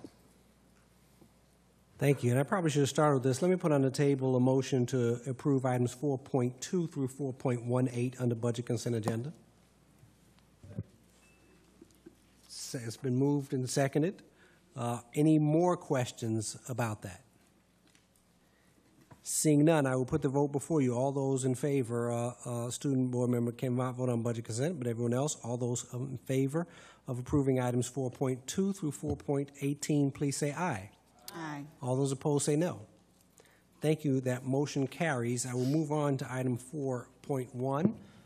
And you had an opening statement about 4.1, and Yes, I sir. believe Ms. Boston does as well from the Budget, Finance and Budget Committee. And so does Mr. Brown for just a few clarifications. Let's go for it. Thank you, Dr. Eubanks. Members of the board, tonight I'm recommending approval of the fiscal year 2018 operating budget for Prince George's County Public Schools in the amount of $1,975,443,500, which includes internal adjustments based upon board, community, and staff input. This budget funds mandatory costs such as charter schools, lease purchases for our buses, the new P-Tech High School at Frederick Douglass, and employee benefits such as healthcare, retirement, and OPEB. And we've also fully funded our negotiated commitments into next year. We have increased our maintenance supports for our aging infrastructure and added funding for schools with additional student-based budgeting funds. We have enhanced our ability to refresh aging computer equipment. Our efforts on literacy, numeracy, early childhood education, and language immersion are all contained in this budget. We have added funding to ensure safe and supportive environments for the children that walk through our doors every day. This budget does a lot, but not everything we would like. With your support, I ask that you approve the fiscal year 2018 operating budget for Prince George's County Public Schools in the amount, again, of $1,975,443,500. And I'd like to ask my Chief Financial Officer, Mr. Raymond Brown, to highlight some of the areas within the reconciliation recommendation since our last board meeting and the public hearings and the FAB committee meeting. Mr. Brown. Thank you, Dr. Maxwell. The FY 2018 budget reconciliation presented tonight is the result of countless compromises in the effort to produce a balanced budget. When we received the County Council's budget recommendation for Prince George's County Public Schools, we needed to close a $75 million funding gap. This was after cutting $19 million through internal adjustments and using $22 million of our own fund balance. Tough choices had to be made to close the gap. As a result of the budget work session on June 7th, the public hearing on June 13th, and online public survey results, and continued meetings with staff, we presented to the board's Finance, Audit, and Budget Committee on June 13th a revised reconciliation recommendation that added back 2 mentor teachers, 2 peer assistants and review I'm gonna ask you teachers. to, so now the added back ones, nice and slow for us. We added back 2 mentor teachers, 2 peer assistants and review teachers, 1 coordinator for restorative practices pilot program. Also, during that meeting, it was recommended and accepted by the Finance, Audit, and Budget Committee to restore the Healthy Start breakfast program funding. We recommend you improve the reconciliation before you tonight. Thank you. Ms. Boston. Thank you, Mr. Brown, for that overview of the CEO's reconciliation of the FY 2018 budget. We know it's not everything we would have wanted, but compromises had to be made. I fully support those compromises. As chair of the board's Finance, Audit, and Budget Committee, I want to thank you and your team's efforts in making this budget process the most collaborative effort I have witnessed. The Budget Office posted an online survey to receive feedback from the community prior to the CEO's FY 2018 budget recommendation. The board held 3 public sessions and hearings in the community. The board held a public hearing and work session after final county council budget approval. The FAB committee also requested an online survey be available on the website for additional community input, and when the survey closed 2 days ago, we received over 1,100 responses. Through much discussion over the last few months addressing the board, community, and CEO's budget priorities, the FAB committee, including members Ms. Ahmed, Mr. Wallace, Mrs. Williams, Dr. Eubanks, through action on June the 13th, unanimously approved to recommend the FY 2018 budget reconciliation to the entire board. That exact reconciliation was presented tonight. I make a motion, Mr. Chair, to this board to accept the CEO's and FAB Committee's FY 2018 budget reconciliation recommendation. It's been moved and seconded to accept item 4.1 as reconciled. Mr. Murray. Thank you, Mr. Chair. I would like to offer an amendment to the budget. I would like to make an amendment in the amount of $2 million as a cut from central office. Colleagues, just in this past year, the overall number allocated to central office as a category went up over $5 million. I think a $2 million cut is a step in the right direction, would send a message to our employees. I would like the $2 million to be directed to reserves for employee compensation. I think we've heard from our speakers tonight and all year that this is warranted, and I think it's time we put our money where our mouth is and we send a message to our employees that we do value them. I would second that amendment, if possible. That amendment has been moved and seconded. You guys have a response to how that would work? No, not without some further review and evaluation. It will be a massive cut. Many of the mandated costs associated with this budget are included in the 01 category. Folks often think of central office as something different, but it involves people, it involves program, it involves legal mandates, requirements we have to carry out. So without specific information on what Board Member Murray proposed in terms of where and what programs he would like eliminated and what things he would like us not to do and how many positions he would like us to reduce in form of a RIF. I can't make a recommendation to you to cut $2 million from the administrative category. Thank you. Ms. Williams. I just wanted to thank the Budget Office for what they did this year. I think this year was the best year that I've participated in the Budget FAB Committee in fully understanding what goes into creating this budget. And the one thing that really stood out this year, and I think it's been made clear to everyone, is that the ceiling of last year's budget becomes the floor of this year's budget, and what we are reconciling this right now, it's the improvements. So I just wanted to really thank you all for sharing that information and answering all of our questions over and over again. And so I just wanted to thank you for your support. Mr. Burrows. Mr. Brown, I have a question. On page 10, there is $11 million that we set aside, $11.4 million set aside for negotiated commitments. Yes. Okay. Yes, that's for contracts where we have completed negotiations where there's a 3-year agreement and this funds the 3rd year. It's for the balance of negotiations that were completed this current year where employee groups got an increase mid-year, and the cost associated for the full year cost of that is impacted in 18. That's what that represents. Okay, $11.4 million. How much would it cost to give a 1% raise to our collective bargaining partners? 1%, how much is that? $11 million. Okay.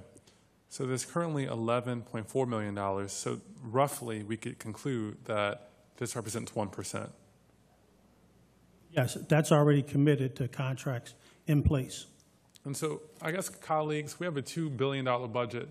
And Dr. Maxwell gave a very passionate speech about his care and commitment for our amazing staff. And if we're going to say that we have amazing staff, we have to treat them like it. It can't just be in word only. I think Board Member Murray's amendment is actually modest. $2 million is a drop in the bucket of what we're capable of. I think he was trying to compromise, show good faith, because we talked earlier and I thought it would be a much higher number, but he surprised me with that. And so I would say, colleagues, $2 million is a drop in the bucket. We have a $2 billion budget. We have, according to the Washington Area Boards of Education report, we have more executives than Montgomery, more executives than Fairfax, and they have more students than us.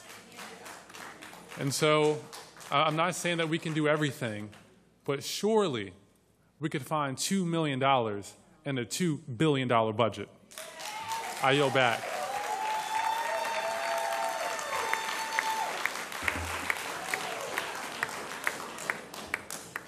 Ms. Boston. Thank you. Mr. Murray, can I add an amendment to your motion? I'm listening. The amendment is to ask the administration to find $2 million to add for negotiation. Wherever they get, you know, how they do that, that's up to them, but to find the $2 million.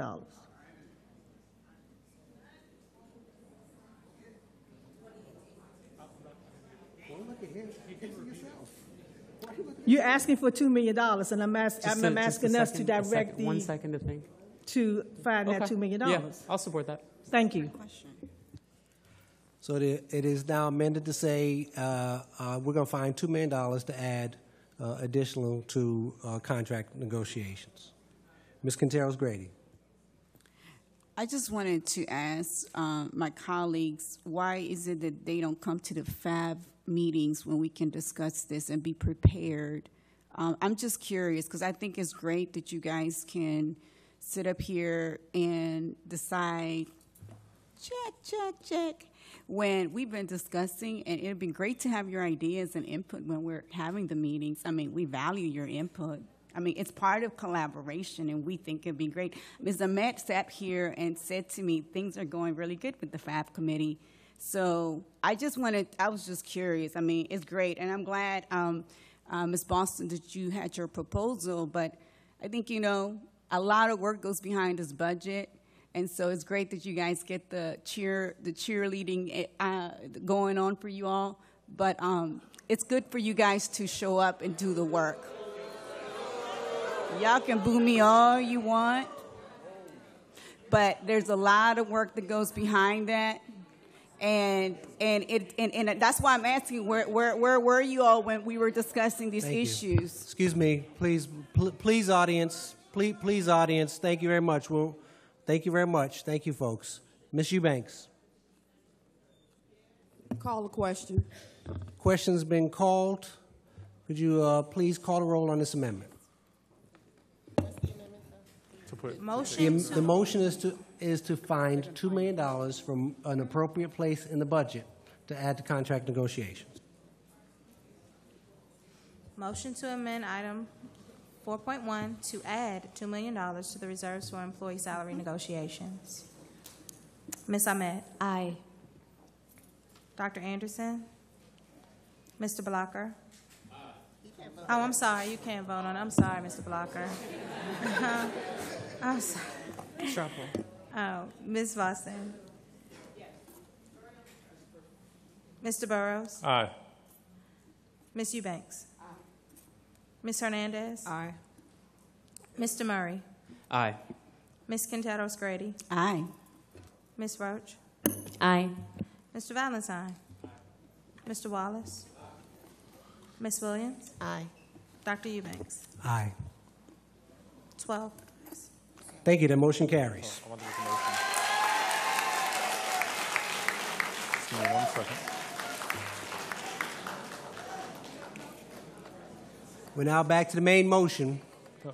We are now back to the main motion. Mr. Valentine. I call Mr. Chair. No. Question's been called. I have Mr. Chair. I still have Mr. Burrows and Mr. Murray and Ms. Ahmed on the list, and after that, the question will be called. Mr. Burrows. Thank you. Colleagues, actually, my first question is to Wes. Wes, we talked about at the last meeting that we have students who don't have money for lunch and breakfast in middle school and high schools, and we don't give them a cheese sandwich. We have nothing for them, so they go throughout the whole day hungry. Have we addressed that in the budget? So we've created an administrative procedure. Okay. Part of the procedure requires us to create funds for schools to help pay for the cost of students that don't have lunch. We're not finished with that yet. We're still working on that piece. We're looking at it, what that costs, an estimate of almost $5,000 a school. And so that's not fixed in this current budget? And let me clarify that. That's an elementary school. So is that fixed in this budget? I can't. We're still working on that, sir. Okay. At the last meeting, colleagues, I asked, I mentioned that we had middle school and high school students who did not have lunch money, who could not afford to eat. We don't give them a cheese sandwich. We give them absolutely nothing. And so they go to school every day with no food. It is impossible for them to learn if they don't have a meal. The administration committed to me at the last meeting that they would fix it prior to this meeting, but it's not fixed. Is that correct? Some of them are not, but they're still hungry kids who are not going to be able to focus or learn if they don't have food. I don't understand. We need to discuss this. Mr. Barrow. My time. Hold on, because this is not just a budget item, right? That's why it's confusion, because there is money and there is process and there are other things involved in it. So it's not simply a budget item, which is why they're talking about it. And they said that they were going to come up with the solution that they're working on. If somebody has a better answer, Mr. Fawcett. I'm just going to give the point of. Hello. I'm just going to give a point of reference. The cheese sandwich is actually what the kids get when they do not have money. They meet all the nutritional values. We feed them milk. No, only elementary. I'm talking about middle school and high school students as well. I went to a middle school, and I had a group of students that did not have lunch money. And the vice principal at the school said, you need to fix this because there are students in middle school who might show up without money, and they're not necessarily farmed. And I want to make sure that we're feeding those kids. Okay, we'll fix it. I don't know what school you visited, but the practice is elementary, middle, and high. No. Any student, They don't. the practice should be there. I mean, I don't know if you've spoken to your chief, but I talked to Wes about this, and he acknowledged it was only for elementary school.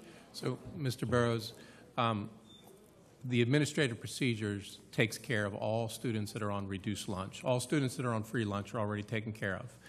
The administrative procedure takes care of all students that are on reduced lunch, and we are working on the financial aspect of the students that are not on either. They don't have free or reduced.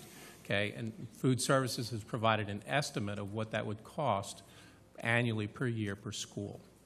Okay, FDA, MSDE has come out with something that we have to fix this issue. We are working on this issue. We came out with an administrative procedure. It's in legal right now. We're working on that. Okay. Will it be fixed before the beginning of next school year?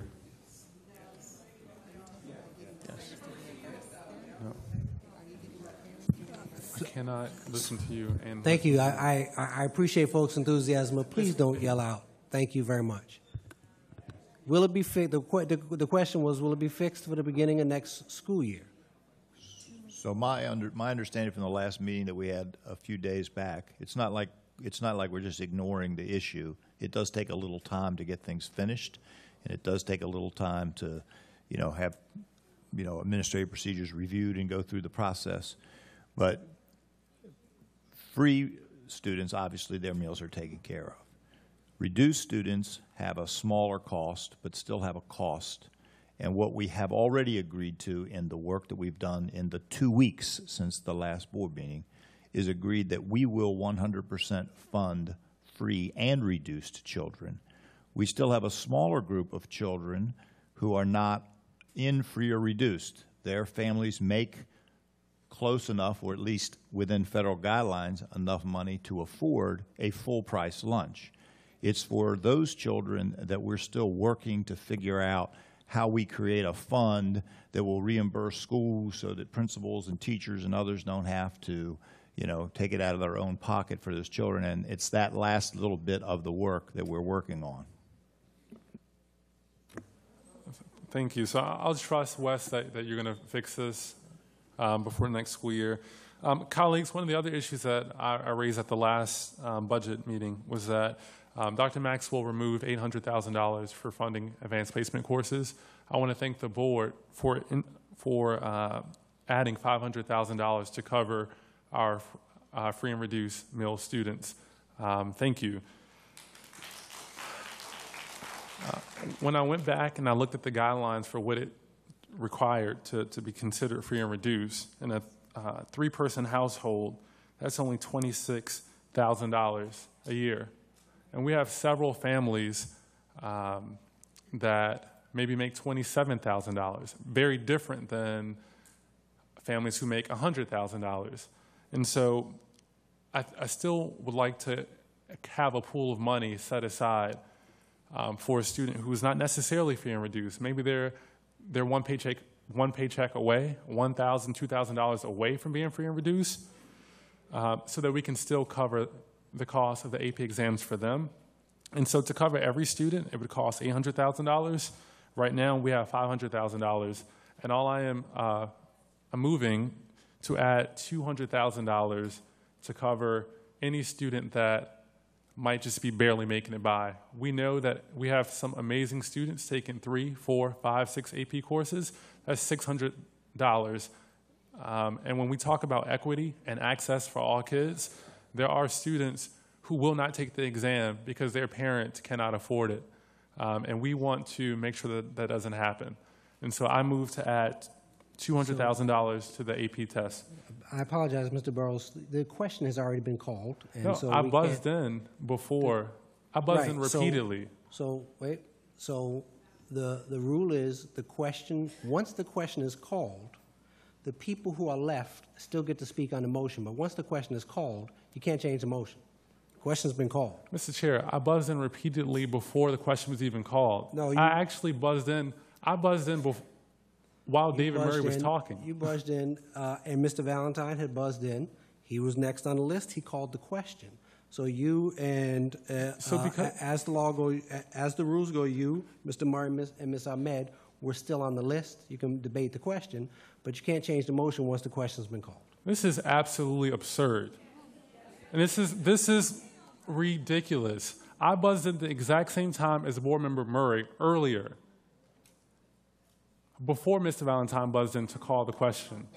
And for you to deny an up or down vote. I'm following the procedure of this board, and this board has a right to change that in any way that they wish. But Mr. Valentine called the question. He was next on the list. That's how it works. May I get a legal opinion? I wish I would have. I buzzed in, Madam Attorney, as soon as David Murray buzzed in with his first amendment, and I was not recognized before Mr. Valentine buzzed in. How do you know you buzzed in before Mr. Valentine? Well, I buzzed in. So actually, I write down the order in which I see the lights. That's the process of debate. That's how it works. I buzz in, I write the order that it sees the lights, I write them down, and then I cross them out. Mr. Valentine was next. He called the question. After you call the question, board policy says those people remaining on the list complete their question, complete their statements and their debate, and then the question is called. Does board policy preclude me from making a motion? No. I I was going to say Go that ahead. it's not a legal issue at this time to question the ruling of the chair. I mean, he saw who buzzed in. If the question was called, then Here's the question. Here's the parliamentary procedure question. Where's Erica? Under board policy, once the question is called, only the people left. The question Correct. is, can you change the motion after the question's been called? No. Okay, thank you.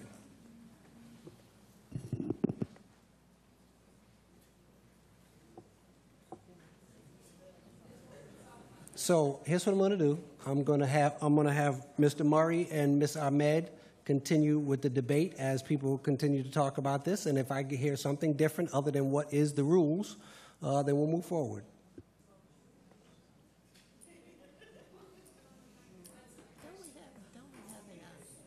Don't we have a policy or a procedure that we're working on for students with multiple that are not farm students?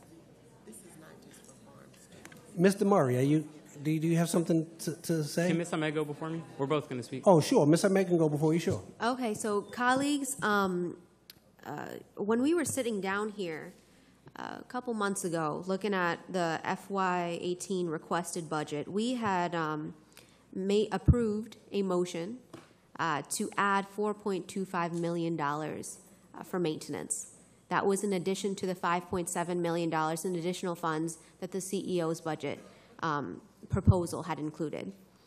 The county council, as you know, did not fund that full $10 million that we had requested.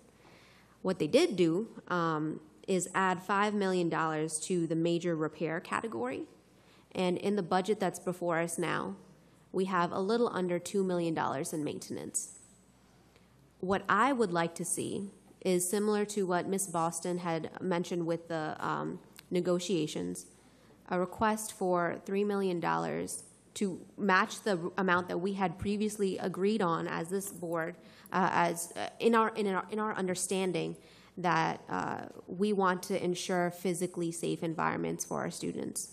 I would like to see $3 million pulled for maintenance in this budget, but with this call to question, I can't make that motion, and it's very difficult for me to be in this position of wanting to put something before everyone and not being able to do that.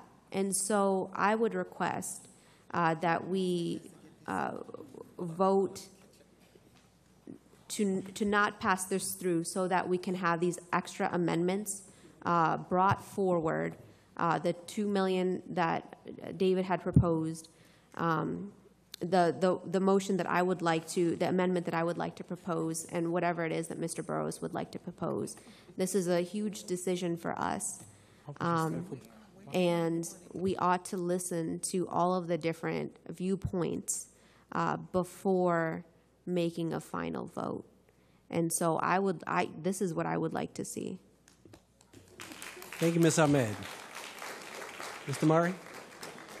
Colleagues, I would like to speak briefly on why we should not call the question already without having a thorough debate Board Member Ahmed and myself have other very serious amendments to address for our teachers, for our staff, and for our students. We have almost a $2 billion budget, and this sends a terrible message if the intent was to come here tonight, put it on the consent agenda, pass it without discussing it, and go home. And so I think the least we can do is entertain some very common sense, serious proposals to move our school district forward and take votes on them individually, because that is the job we were elected and appointed to do. And so I cannot see how 5 minutes into a $2 billion budget debate, we're ready to call the question and vote. I understand that these things get discussed in committee. We have the entire board here, members of the community who are not able to get off work and come to committee meetings. And so I would ask you to vote no on calling the question so that we can vote on some very important proposals to move our school district forward. Thank you. Thank you. Again, the question's been called. Those are the folks. It's fair to mention there have been dozens of meetings on the budget. So this is not the first meeting that we've had lots of opportunity. This is not a fly-by-night venture. This has been months and months and months in the making. And with that, please call the roll.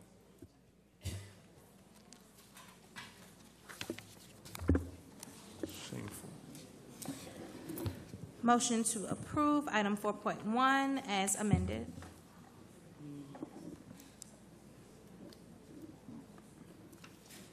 Excuse me?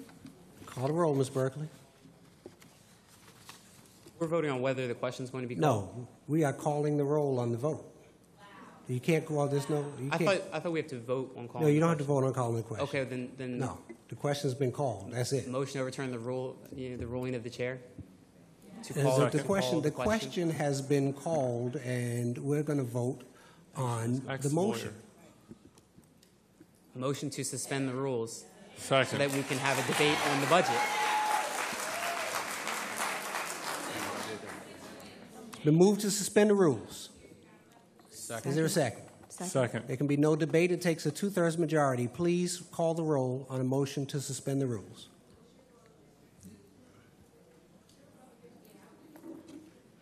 Ms. Ahmed? Aye. Does Mr. Blocker get a vote on this? Yes. It's on the budget. No.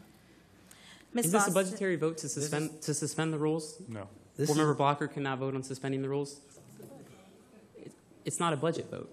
Yes, it is. It says arises vote to out of the suspend budget. Suspend the rules to debate the budget. On the budget. Continue? Yes, continue.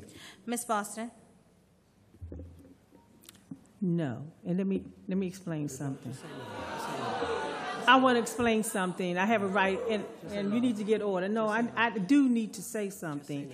We've had plenty of opportunities to have discussion. Ms. Ahmed, and Ms. Ahmed, you were part of the FAB committee. If you had suggestions, like you're saying you got right now, would you let me talk? If you had, no, I want the same opportunity. Continue with the roll. Don't go there. Mr. Burrows? On behalf of the students of Prince George's County, I vote to suspend the rules because there are important budget amendments. Thank you. That need to be made. Continue. This is a $2 billion budget. Continue. Ms. Eubanks?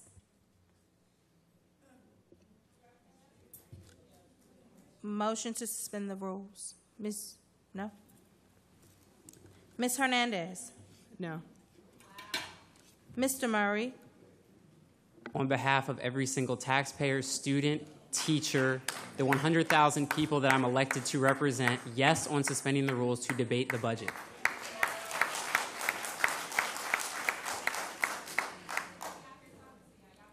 Ms. Quinteros-Grady? No. Ms. Roche? Abstain. Mr. Valentine? Mr. Wallace?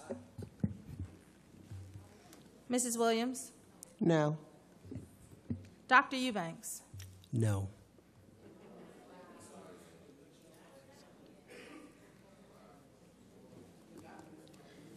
Four ayes, 7 nays, 1 abstain, 1 absent. Thank you. That motion fails. We're back to the main motion. We're calling the roll on item 4.1, adoption of the fiscal year 2018 annual operating budget as amended. Please call the roll.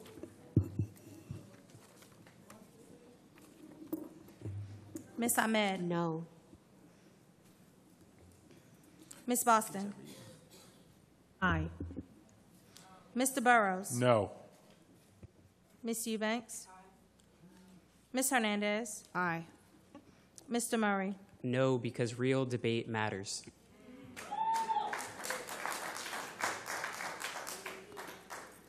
Mrs. Quinteros-Grady?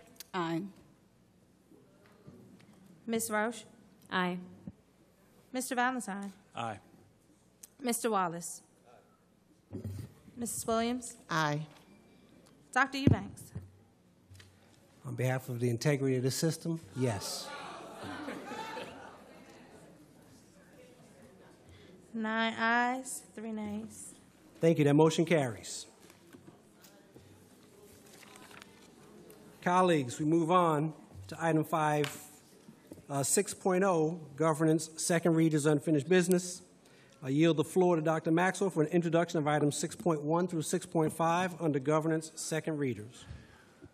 Thank you, Dr. Eubanks. Members of the board, items 6.1 to 6.5 require board approval of the fiscal year 17 Education Facilities Master Plan, naming of the Oxon Hill High School Music Classroom, the Dr. Emery C. Andrews Vocal Music Suite, the 2017-2018 Board of Education calendar, and the renewal of the College Park Academy Charter School, and the naming of the Accokeek Academy Media Center, the Misha Dorr Ames Library.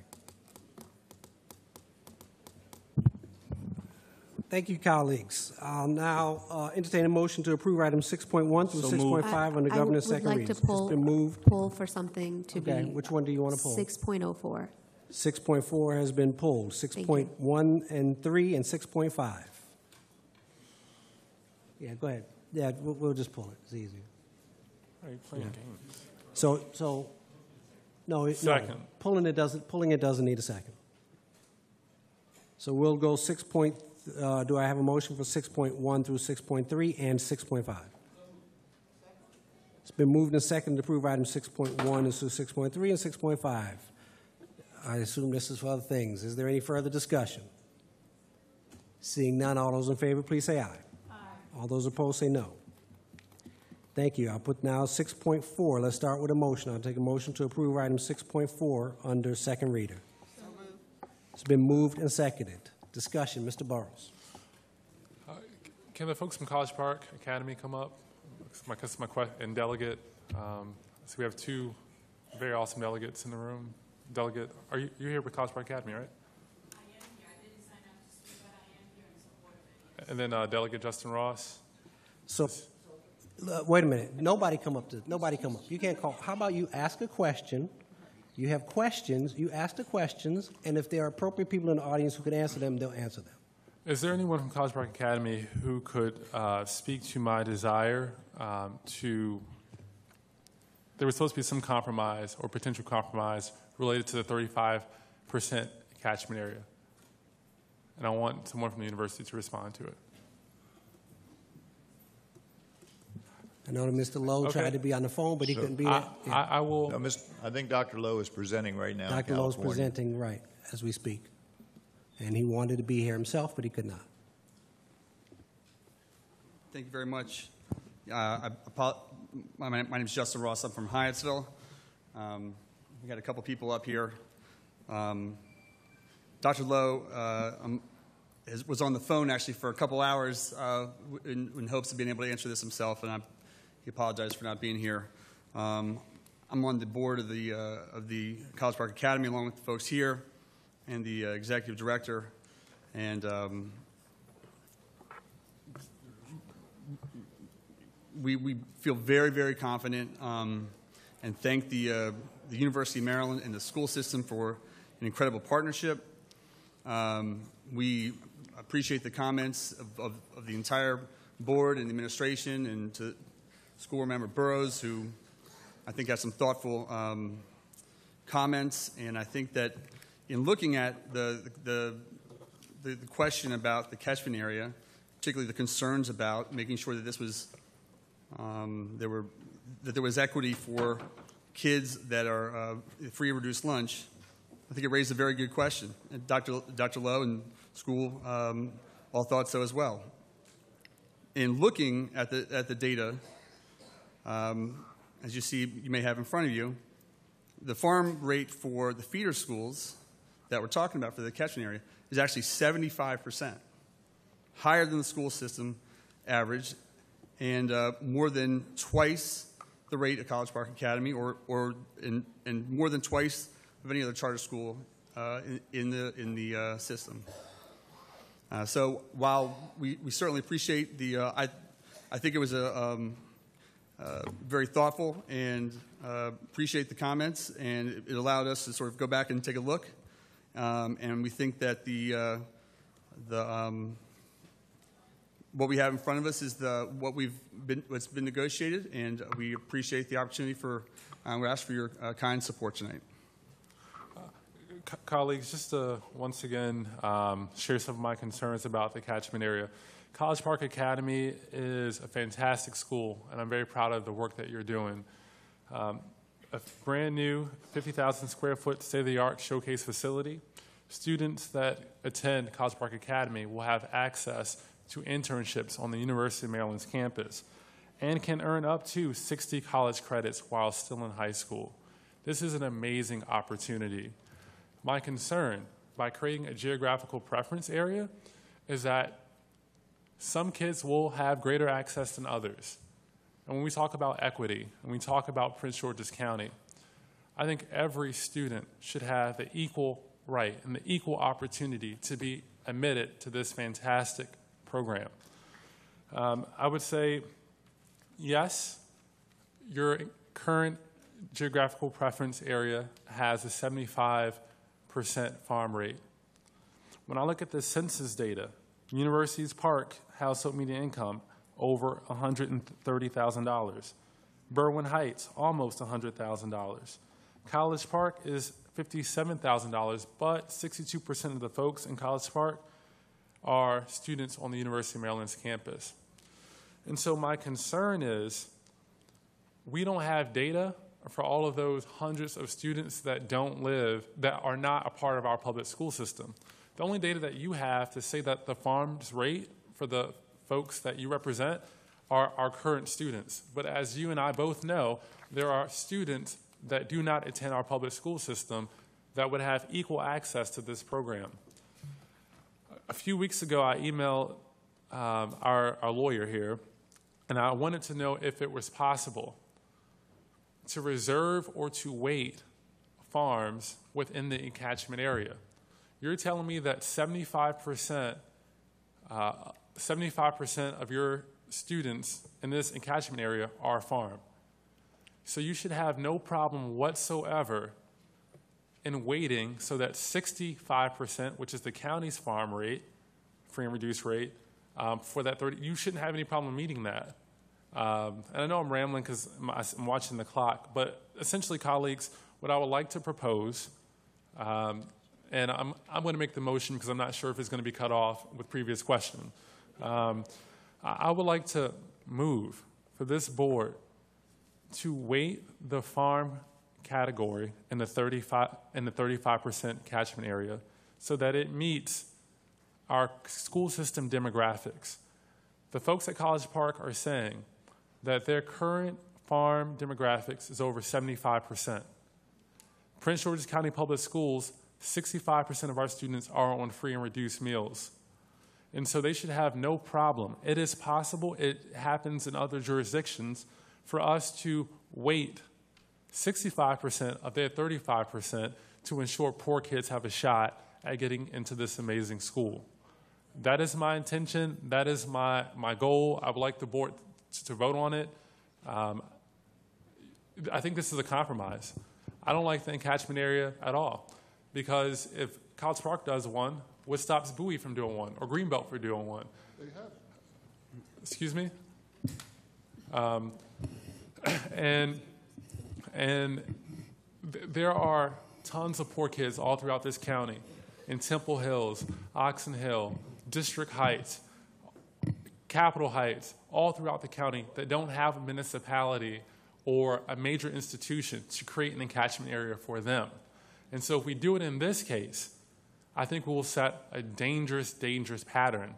And so I think a fair compromise is, since you're saying that your farm rate is over 65% already, you're saying it's 75%, you should not struggle at all to get 65% of poor kids to allow them to have a shot in this amazing opportunity.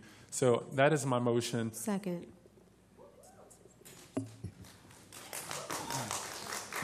Mr. Burrows, you will not like what I'm getting ready to tell you. But that motion, I believe, is out of order. And let me explain to you why. The College Park Academy proposal before us is a contract that was negotiated between the administration and College Park. And what we need to do is vote up and down on that contract. Now, here's what we could do, as I see it. If the board decided to vote down the contract and then ask them to go back and negotiate, we could then pass a motion saying we will accept the contract if it has these provisions. But we can't change a contract that has been negotiated. It's like many of the other contracts that come before us, whether it's a labor agreement, whether it's a building contract. We can vote it up and down, but we don't have the, it's a negotiated agreement. So we could vote it down, and then we could pass a motion that says, hey, if you bring it back to us and it has this in it, we'll pass it. So I don't want this to be voted down. I would like it to be voted up. I guess my question to the administration, you negotiated this contract, and we've been having a lot of conversations about equity. Please explain to me how building a wall around an amazing program is equitable. Well, the state legislature, as we all know, passed the law that allowed for catchment areas. So the state legislature, certainly in its wisdom and signed by the governor, believed that it was legal. We already have one charter school in this county that has a catchment area. Imagine Andrews at Andrews Air Force Base, and it has percentages, but not down to the detail that you have. The administration negotiated. I will be quite honest. When I first arrived here and we had these conversations, College Park Academy wanted an even bigger catchment area that we have. We've worked on this for years, and the administration wholeheartedly agrees with what we have, and which is an agreement that comports with the law. And I agree with Dr. Eubanks. You can't unilaterally change one side of the contract or the other. This is what we've agreed on. You can vote it up or down, but I would remind everyone on this board that the charter with CPA expires on June 30. Mr. Wallace. Thank you, Mr. Chair. I'm finding myself in a peculiar situation that I've been doing for the past year where I agree with my colleague, Mr. Burrows, but then sometimes I also disagree. I agree with your points on equity. I chaired the board's task force on equity, and I truly believe that all of our charter schools, quite honestly, I'm talking about 2 in my district as well, should match the farm demographic.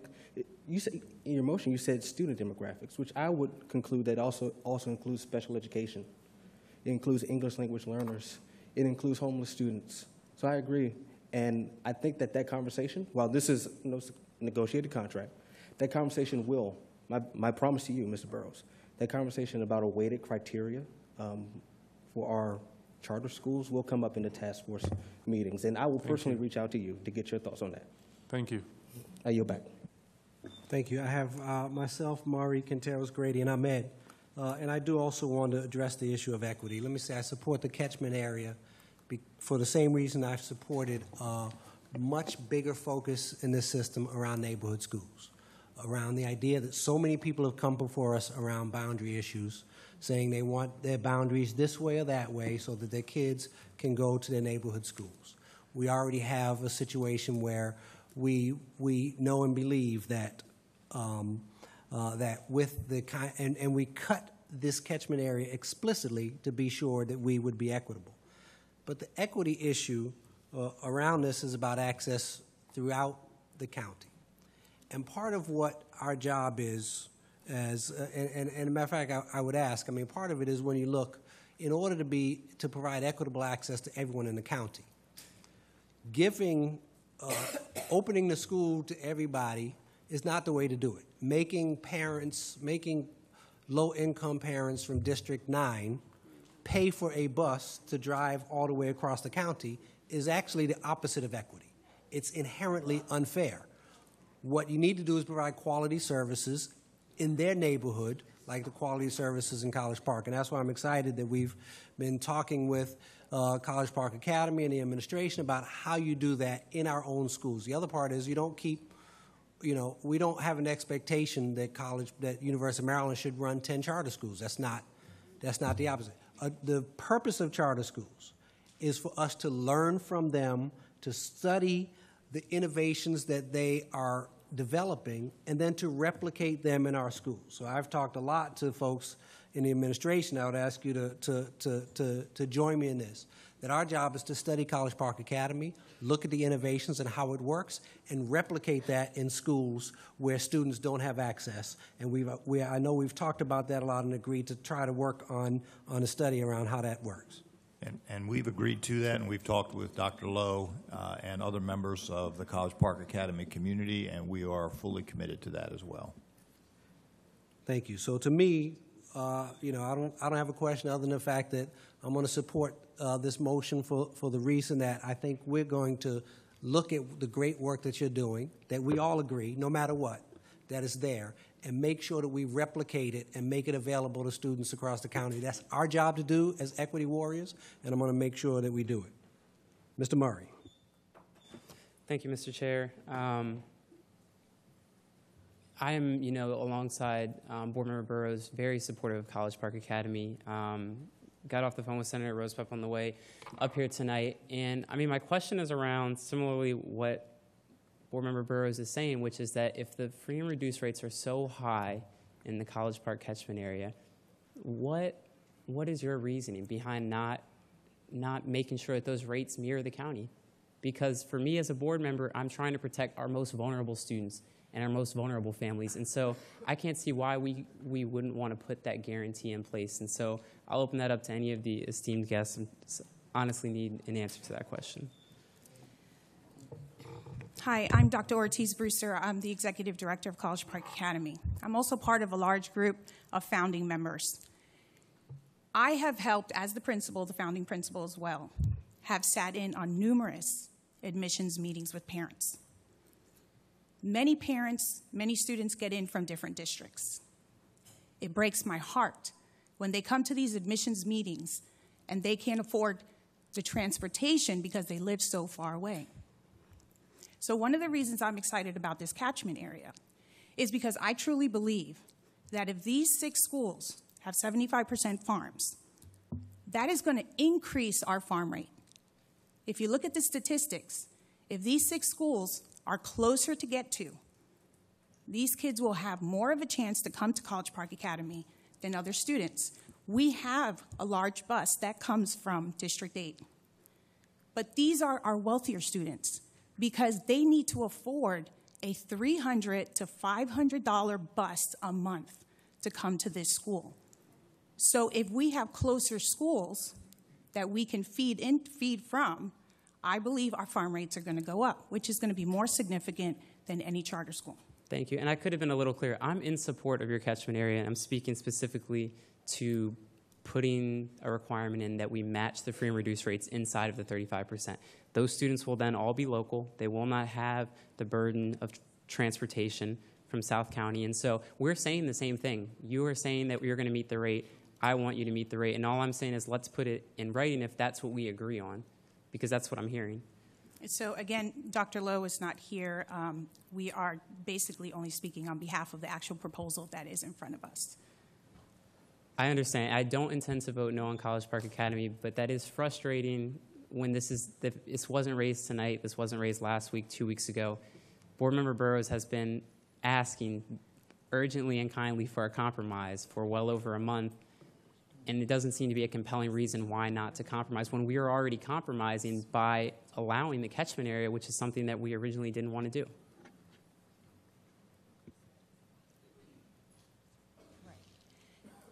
And the other thing I'd like to point out is we don't control who signs up for the lottery.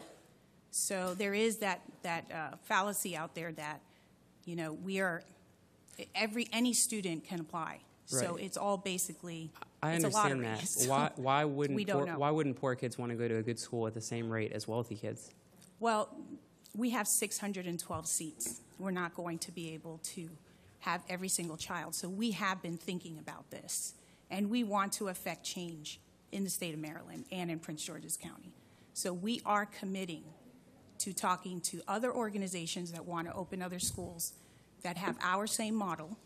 We're very excited about that. So we see College Park Academy as a small institution that is testing the waters for blended learning. We're learning from it.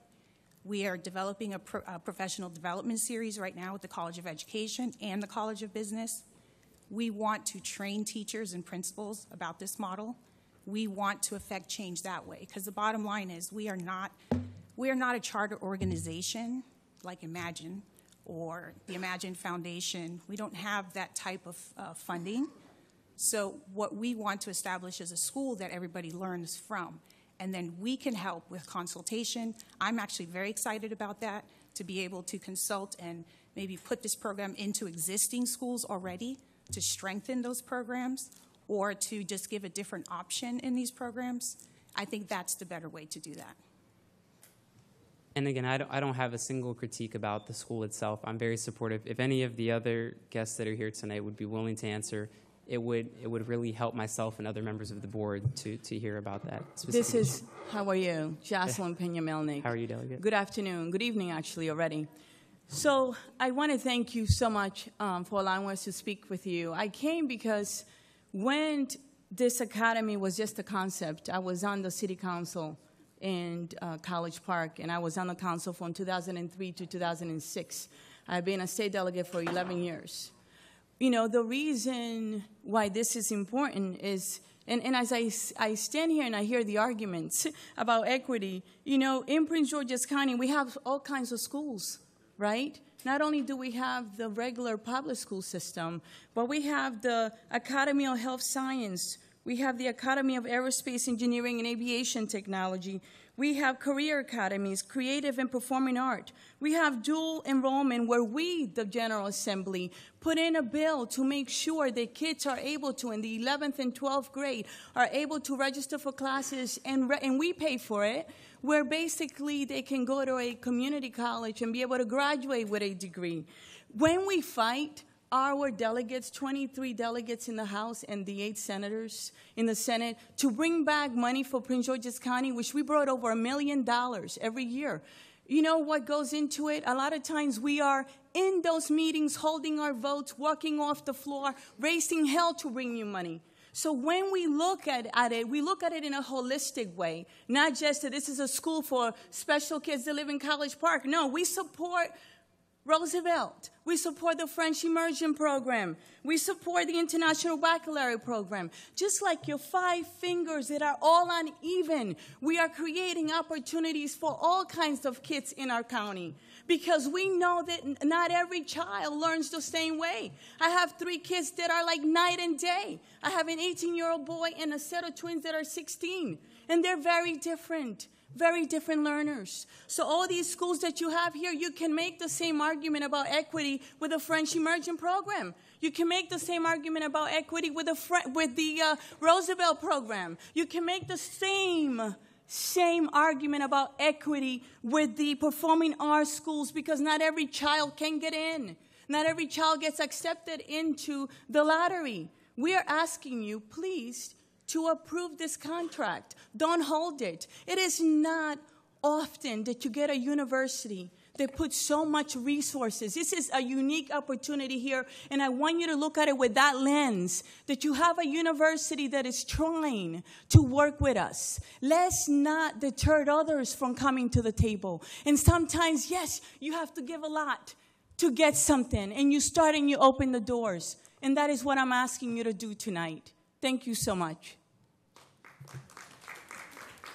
Thank you, Delegate. I appreciate your comments. I mean, I won't belabor the point. I think board members are clear on what we're asking. I appreciate all the hard work that you all are doing at College Park Academy. Thank you. I have Quinteros, Grady, Ahmed, Valentine, and Roach. Ms. Quinteros, Grady. Yeah, I think that, this issue of equity and access is one that's really important to us, that there's been a group that has convened to specifically look at equity. And throughout the county, it's very complicated, and I'm glad Delegate Jocelyn Pena is here at Melnick and made these points, because to address the diverse needs it's complex for a district of our size. And I'll give you an example. When it talks about equity and access, I've been serving in one of the committees with the early childhood, early learning, and there's about, Dr. Golson, how many schools is it that we have for kindergarten? We'll be adding 32 full-day pre-K sites for the 17-18 school year. Where are those schools located mainly? In the southern part of the county due to a capacity issue. Yes. We have a great need, if you were to look at in the north, in the central and other areas around early childhood. But I would not sit up here and make this a battle, we have to do what we have to do, keep the work moving. Equal, it's not going to mean equitable. And we keep confusing these two terms. And so I use that as an example because I monitor that list, and it breaks my heart that we can't add some of those those expansion of that service to that area, while that need is great there as well because it's overcrowding. But I'm happy that we're able to continue the work and serve our other children, even if it's in the South and Central. They're our children. And the point that I've made earlier about the Maryland University, whether it's Maryland University or Bowie or another institution, would we want not to have something like this happen, a creativity and innovativeness, just because, it's not working this way, and people are coming and bringing resources and investment. So I thank you for your time and being here, and I really encourage my colleagues to support this, and that we can continue to learn from what you all are doing, because my hope is that we can continue to build up that work and share it in other areas where all of our children can benefit from. Thank you. Thank you. Ms. Ahmed. So you all know that I've been kind of in this back and forth since the first time this proposal came before us as a first reader. And my concern is your mic on? Oh, it's on. I just am. Okay. Oh, let me get closer. Oh. You all know that I've been going back and forth on this proposal only because of the catchment area. That's it. And it's really concerning to me. And my colleagues have said a lot of what I had planned to say or thought to say. But I just wanted some questions answered. The area that is proposed in the catchment is a largely ELL area, correct? I would assume so. ELL meaning English language learner. Well, as a matter of what you have in front of you for the catchment area with regard to the breakdown for the racial breakdown, you see in front of you 62% Latino and 6% Asian, 12% white, 19% Black or African American.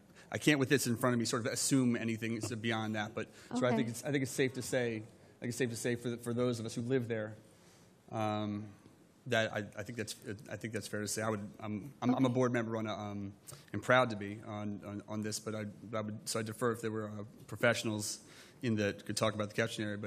But sure, I think that's fair to say. Absolutely. So my next question is, what plans are in place to ensure that students and families that identify as ELL know about your program, know about CPA, and apply to it? So the way that this works is that all of the charter schools are on the Prince George's County website. There is a website that everyone goes to. So even if they call the school, we send them to that website. And Prince George's County provides the information. They can apply to multiple charter schools at one time if they'd like to. all the information is there in both languages.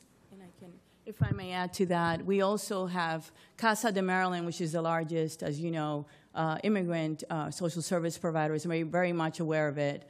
In addition, I have a radio show for the last 8 years every Monday morning. It's called Calentando la Mañana, where I talk about all your schools. And you probably get a lot of calls when I get on the radio because I talk about all your schools. I tell them about the deadline as well. We get it out so they know.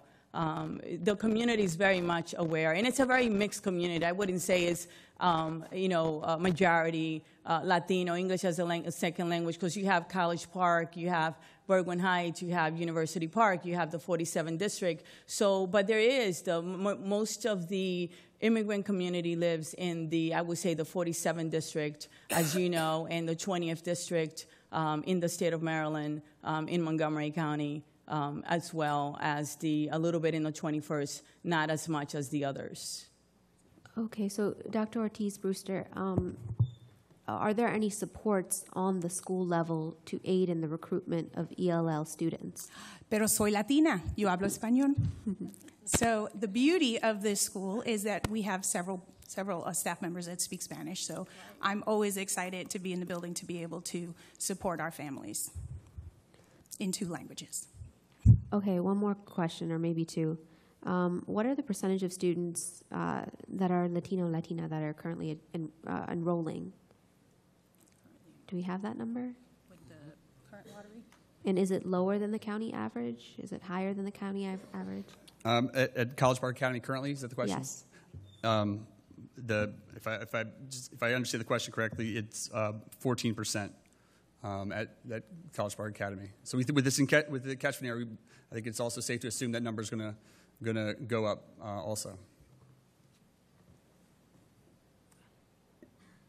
The numbers will hopefully go up if folks of that community apply for the charter through the school website, through PGCPS, and not other methods. Well, and like Delegate Peña-Melnick was saying, through efforts with CASA and things like that. There's a lot of efforts. Trust me, if it was an issue, I would have heard about it, because I get the calls. People do apply, and it's a lottery. So it's also like buying a lottery ticket, right? You just don't know what the odds are. They're pretty much against you, whether you're going to get it for 600 and something seats. But they do apply, and they're aware of it. And when we have meetings, we have had last year, the 21st district had 55 end of session meetings. I just came from one, and we announce it. We're out there every single day. So that's not an issue. If I would have heard about it if it was an issue. And I'm passionate and I'm outspoken. I'm definitely not shy. Okay, well, that's the conclusion of my questions. As you know, I've been in a back and forth with this because I'm very supportive of what CPA does and the partnership that is built with PGCPS and UMD to make this happen. But my concerns are still there, and so my vote will reflect that. Thank you, Mr. Valentine. Good evening, everyone. Thank you all for coming out, both you folks from College Park Academy and also those who came out tonight. I think you all got a lesson in local government, the impact that the county council has on us and our ability to fund our school system, and the impact on the governor and policies that are passed in Annapolis on our school system. One that, as you heard earlier, a bill that was passed in Annapolis, and we are following through with that. I know College Park Academy rather intimately, as you all know. But I also know that I've spoken with children, like Mr. Burrows have said, who are from Oxon Hill, who are taking 2 buses and a train to get to College Park Academy. Very bright young man, and he does that every day, both ways, because he cares about his education, and he knows he can get a very strong education. And so I think what we've talked about tonight has brought up 2 issues for me that I think are incredibly important and are much bigger than even College Park Academy. One is transportation funding for charter schools. And for those who don't know me, before I was on the school board, I ran a group called Maryland CAN. The Maryland Campaign for Achievement Now, which is one of the organizations that spearheaded the passage of the law that allows for this to happen. My successor did so. And when I was executive director, we advocated to the governor to ensure that we had more funding for charter schools. not mandating system to do that, which would put more burden on our budget, which would require us to cut money from programs that all of you care about, but also have the governor to support the passage of a bill that would allow for every student in Prince George's County to have transportation to every charter school without a cost to the parent or to the system. And then we have equity. The question of whether our school system is being funded at the same rate as other school systems in Maryland. And this is a question for our current governor. And so over the last month or 3 months, we've had conversations within the board about how we feel about one another, the direction of the school system, and whether we believe we're all moving in the right direction. But I believe we all have a common enemy, and his name is Larry Hogan. And this is someone who, a year ago, cut $30 million from our school system, GCEI money, which is put into place by the Alvin Thornton Commission for the very reason that we're having a conversation tonight about equity. He cut that $30 million and spent $30 million on a youth prison in Baltimore, and without a peep. And so I would love to have a conversation about equity in Maryland. I would love to have a conversation about how systems are funded, whether it be systems of students of color like Prince George's and Baltimore are funded versus those that aren't. And I would love to have a crowd of the size we had tonight in Annapolis when we march on the mall and tell Governor Hogan to fund our school system the way you fund every other school system. And you create equity in Maryland education so that when we come back to our school system and people say, it can't be a public school, you have to pay for transportation. It can't be a public school if poor kids can't afford to go because you can't afford the $500 bus.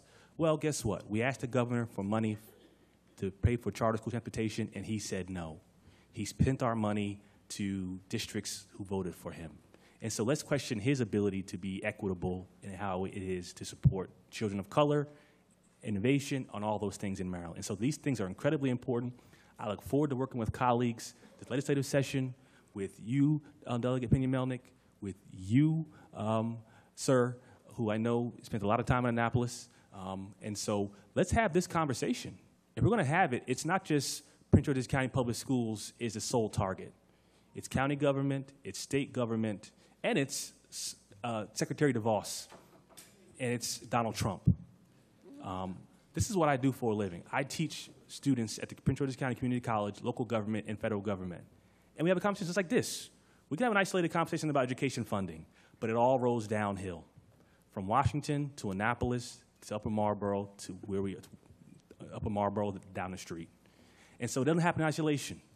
We can't fund our system if we don't have the resources coming from down the street, and we can't fund our system if we don't have equity coming out of the governor's office. And I know you fight very hard, Delegate Pena-Melnick, but we also have a governor who doesn't really care a lot about us, and he does it in silence.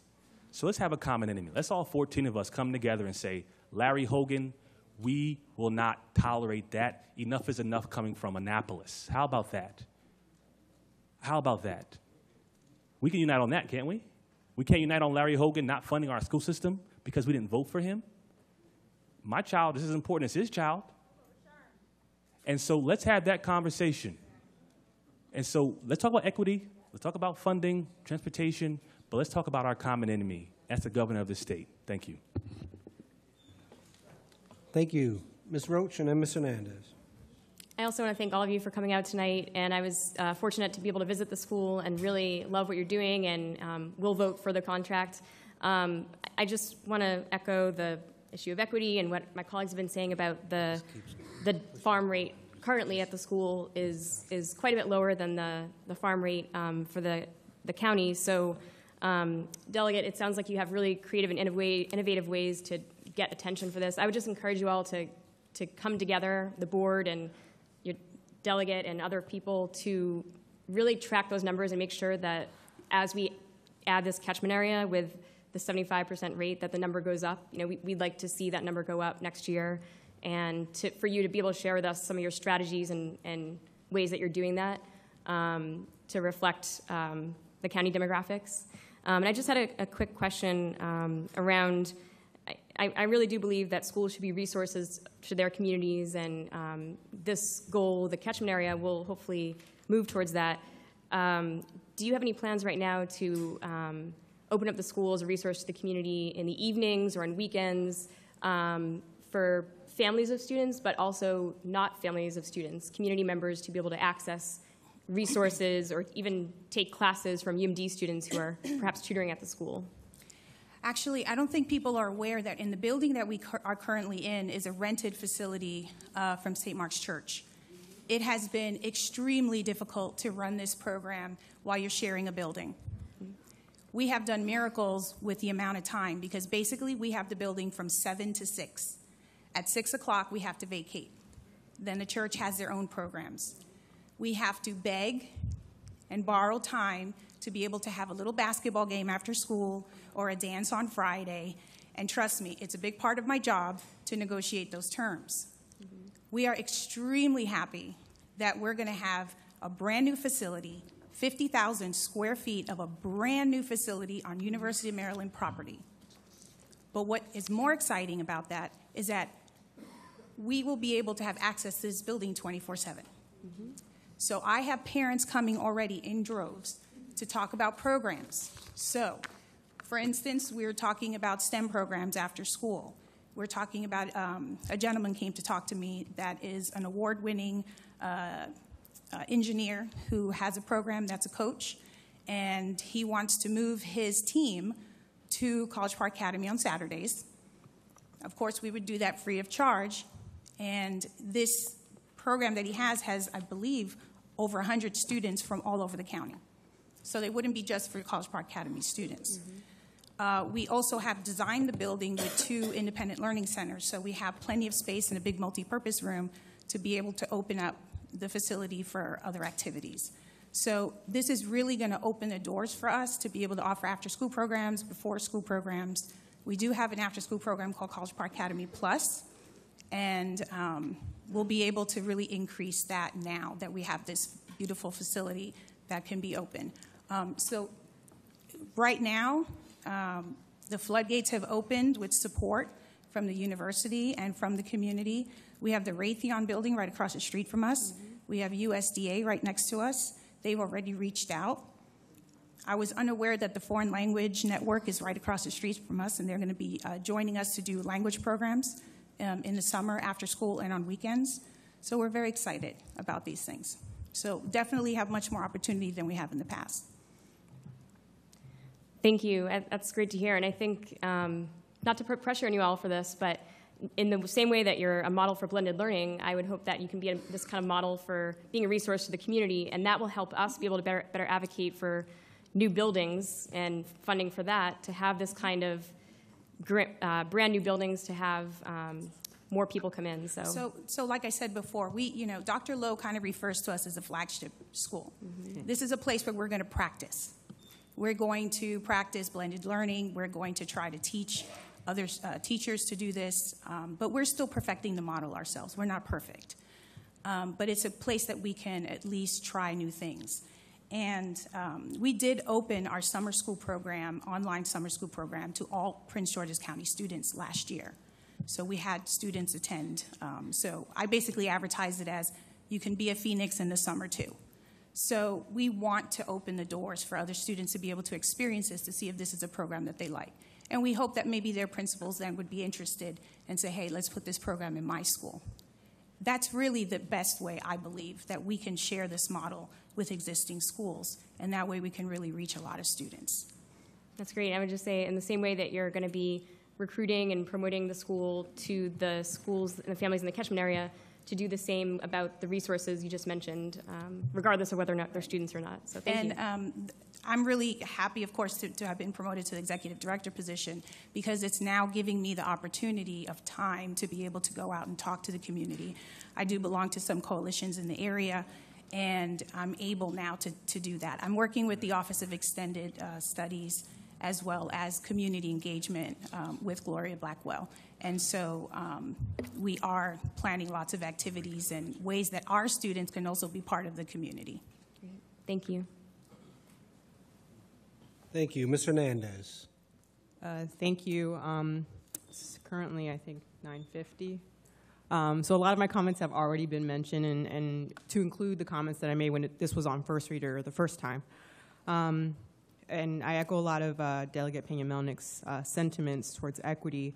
And And also wanted to respond to the whole ELL access. I mean, I think this impacts, the catchment area impacts a few districts, 2 of which have 2 Latino board members that work tirelessly to make sure that ELL students have access, equity, the ability to have the resources that they need to thrive in our school system in general. So I'm sure this will also be on our list to advocate for as well. And I'm sure, not just Spanish speakers, but we'll work with Ms. Nora Morales, diversity officer, to make sure that all ELL students are being reached out to as far as this particular program, generally speaking, but to your point, to this particular program. So with that, I'd like to call the question. Thank you. The question's been called, and I got you. Round 2 for the third is Mr. Burrows and Mr. Eubanks. No one else is on the list, so at that, the question will be called. Mr. Burrows. I would like to say, I heard some comments earlier. I think it's very easy to talk about Trump, DeVos, Hogan, and not talk about Rashawn Baker, who promised all of this money from the casino. I would also say to my colleagues, we couldn't even fully debate a $2 billion budget. And so when we talk about gaining additional resources, I agree, we're underfunded, we need more money. But we had an attempt from several members to talk about the $2 billion that we had today, and we couldn't even debate our amendment. Debate was cut off. And so if we're talking about maximizing dollars and asking for additional resources, if you're sincere about that, you have to be sincere about allowing members to voice their amendments. Now, as it comes to College Park Academy, I want to say a couple things. Dual enrollment, no matter where you live in this county, you have equal access to dual enrollment. Science and tech, whether it's Roosevelt, Flowers, or Oxon Hill, no matter where you live in this county, you have equal access to any of those 3 schools. French immersion, if you live in the South, you have a French immersion option. If you live in the North, you have a French immersion option. And you have the same access to those 2 programs. Academy of Health Sciences, no matter where you live, this is the only other middle college type program where students can earn a college degree. No matter where you live in the county, you have equal access to the Academy of Health Sciences. And so I'll just leave that there. I made a commitment to President Lowe that I would keep an open mind. And he made a commitment that he would look for compromise. And I'm going to believe that he tried to do that. I have no way of knowing. I cannot vote for this with the catchment area in it, but I don't think you need my vote today. I want to strongly urge you. David asked you if you could get more poor students in. You said we can't control who applies. I think there are enough smart people in the University of Maryland to make a concerted effort to get poor kids access. And that's what's important. And that's equity. And that's what we need to be fighting for. I also want to thank Justin Ross. I think you are the definition of what public service is about. I also want to thank Delegate Penny Melanik for always fighting for worthy causes and being relentless. And I think I have a streak of that in me as well. I look forward to working with you to make sure that poor kids have a chance. And I hope that you develop a plan to ensure poor kids have a plan, and ELL kids have a plan, and special ed kids have a plan, because they are as worthy as everyone else. Thank you.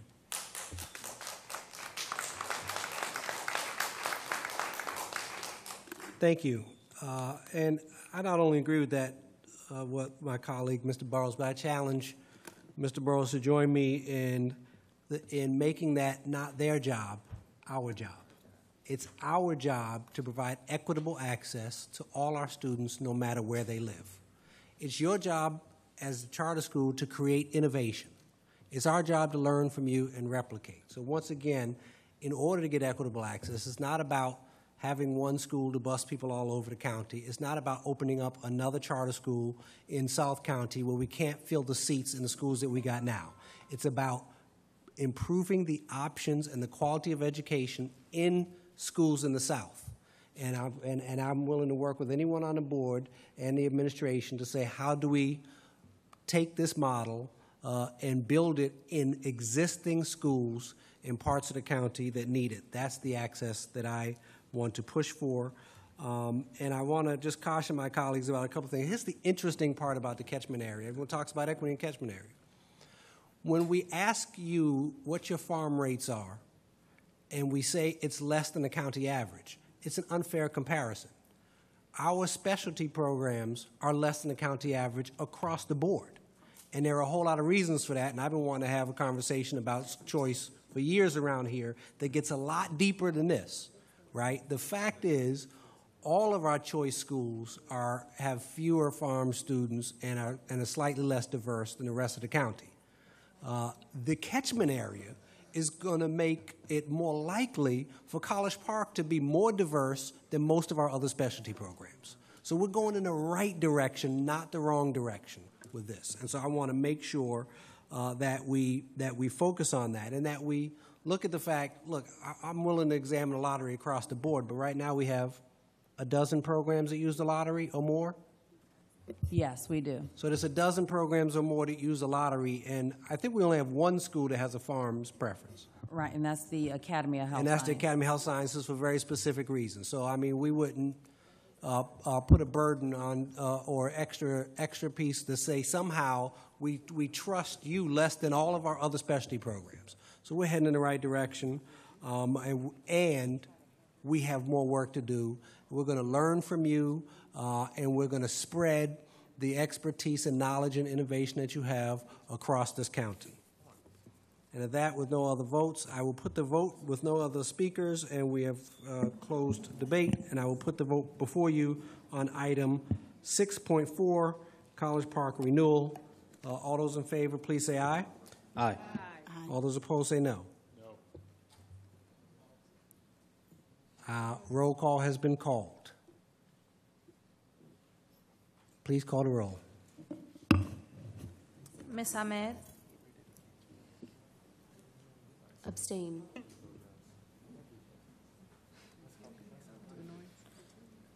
Mr. Blocker? No. Ms. Boston? Mr. Burrows? No. Ms. Eubanks? Yes. Ms. Hernandez? Yes. Mr. Murray? Yes. Mrs. Quinteros-Grady? Yes. Mrs. Roche? Yes. Mr. Valentine? Mr. Wallace? Aye. Mrs. Williams? What's the question again? I'm sorry. Approval for College Park Academy's Yes, I charter approve renewal? College Park. Dr. Eubanks? Yes. 2 nays. 1, 2, 3, 4, 5, 6, 7, 8, 9, 10 ayes. 1 abstain. Thank you, colleagues. That motion carries. We'll now yield the floor Thank you very much. to Thank Dr. Maxwell. Thank you, folks, for coming out and for hanging out with us so long. Look forward to working with you. And I yield the floor to Dr. Maxwell for an opening statement and introduction of items 7.1 through 7.3 under new business first readers. Thank you, Dr. Eubanks. Members of the board, items 7.1 to 7.3 require board approval as first readers and require no discussion. Thank you, colleagues. I'll entertain a motion to approve items 7.1 through 7.3 as first reader. It's been moved and seconded to put these items on first read. All those in favor, please say aye. Aye. All those opposed. Thank you, colleagues. That motion carries. Colleagues, follow-up items from the June 7th, 2017 board work session will be posted in board docs upon receipt. Colleagues, may I have a motion to approve actions taken in executive session on Thursday, June 22nd, 2017? It has been moved and seconded to approve items taken in executive session on June 22nd, 2017 as follows: administrative matters, personnel appointments, legal matters. All those in favor, please say aye. All those opposed, say no. Thank you. That motion carries. Colleagues, may I entertain a motion to adjourn? It's been moved and seconded to adjourn. All those in favor, please say aye. Aye. All those opposed, say no. Thank you. We are adjourned.